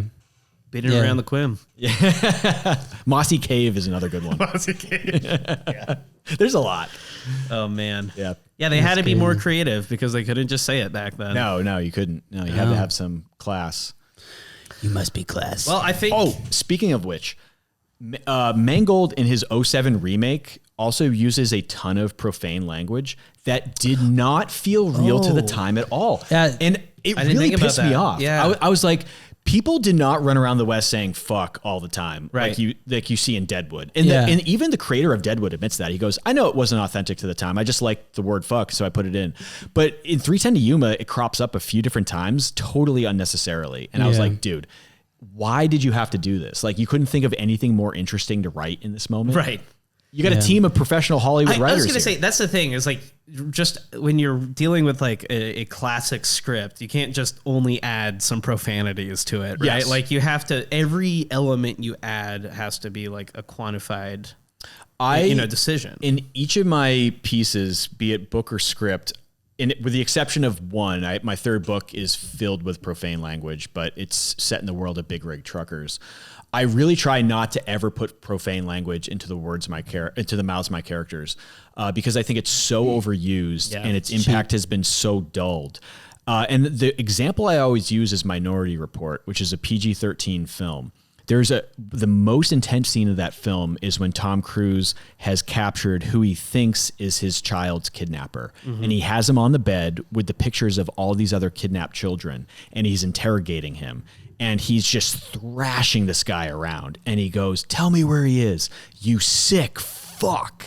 And the way the word fuck comes out of his mouth, you're like, whoa. Because this is a PG-13 film. Right. You can only say fuck once. And Spielberg saves it for the exact right moment. And it really lands with an impact. And it made me realize you have to save those words for the moments where they'll matter the most. Yeah. Dude, definitely. It's like an economy of words. Like, Yep. yeah, you can't overdo it. Otherwise, they become numb to it. And you know what? As much as I like Scorsese overdoes it. Oh, yeah. Wolf of Wall Street and Departed hold the record, amongst other Yeah, films, for the most uses of the word fuck. I would say I feel like that's the point of some of those characters is like how much they're using it as a crutch, especially like in The Departed, where it's like, like Mark Wahlberg is throwing around like. Well, that's fine because that's his character. No, but every other character, For sure. It would have been smarter if they toned it down for everybody else and just made that his character. Sure. That would have been funnier. Yeah. Everyone thinks that people in Boston just say fuck all the time. Yeah, it's like exactly. whenever you see Because I think it's edgy. Yeah, I'm from that area. I've a lot of family in Boston. It's not quite like that. It's the way that like everyone on the East Coast isn't abrasive. Like Yes. even though there are a lot of abrasive people, there are a lot. there are people who lot are, more. that have nuance. My within parents that. talk about it all the time when you they know? come out to California. They're like, man, people in California are so nice compared to New Englanders. Like they recognize it in themselves that people in New England are not definitely. very friendly. Yeah. There's definitely a cultural difference. Yeah. Don't get me wrong. Yeah. But there's also Californians living in New York. Like you could just run into a person. Who, Yeah, like, for sure. Had a different life. Yeah. All right. Well, guys, I think that was a pretty good talk. Yeah. Do we have anything left on 310 to Yuma or Westerns? None of 310 to in Yuma, general? but I'm looking over some of my other Westerns. If you're a fan of Jesse James, check out McCabe and Mrs. Miller, because that I need to is see that. a Western That's Robert Altman, right? in the same melancholic register Yeah. as Jesse James. It's a beautiful film. I'm not a Warren Beatty fan, but he's perfect in that role. And the film has some of the best sets I've ever seen. It feels so lived in. I gotta admit, Warren Beatty, when he's got it, he's got it. Dude. Yeah. I mean, Ishtar is fucking hilarious. He has a undeniable presence. I've just never been that much of a fan of his acting. For sure. He's a bit of a tryhard. I think the persona could take a lot away from the performances, you know? Oh, speaking of Charles Bronson, a really undersung film of his is called Chato's Land. It is a Michael Winner film. Michael Winner directed the first Death Wish. He was one of these really violent 70s guys. But Charles Bronson plays a half Apache who's defending his land after these men kidnap and rape and kill his wife. And it becomes a slasher film, basically, where he starts picking them off one by one. And it's also a direct allegory to what was happening in Vietnam at the time. It's a really interesting film. Kino Lorber just put it out on Blu-ray. So if you're interested in a really cool offbeat Western, I'd check that out too. Hell yeah. Well, Daniel, thank you for joining me. Thanks so much for having me Daniel on. King and Eye for Killing. Yes, Eye for Killing. By the time this podcast is released, it'll be out on all the major platforms, Amazon, Barnes & Noble, Google Books, and Apple Books. And you can follow me on Instagram at DKingBooksLA. Hell yeah. Do it. We've got Quinn Shields from the Fool's Journey podcast. You can find them everywhere that podcasts are available, right? That's right. Don't listen to it. Don't go listen to the Fool's Journey podcast ever. Yeah, it's not one of those listening podcasts. If I catch you listening to it, I swear to God, I'm going to freak out. For real. You do video recording for that podcast as well? Fuck no. They don't want to see me. It's an audio only mugs. joint. Oh, okay. Yeah. Okay. Yeah, that's an audio only joint right there. That little. But yeah, go check it out or don't. I don't give a fuck what you do, man. You know? Hell yeah. Well, we are CinemaSpan. You can find us on Instagram, Letterboxd, Twitter, all of that. I've been Louis Hilligus IV. Thanks for joining us. Bye. Get the gun. Quinn, get the gun. I'll get the gun right now. Shit, I'll fucking. Oh, dude, it's still aimed at his head.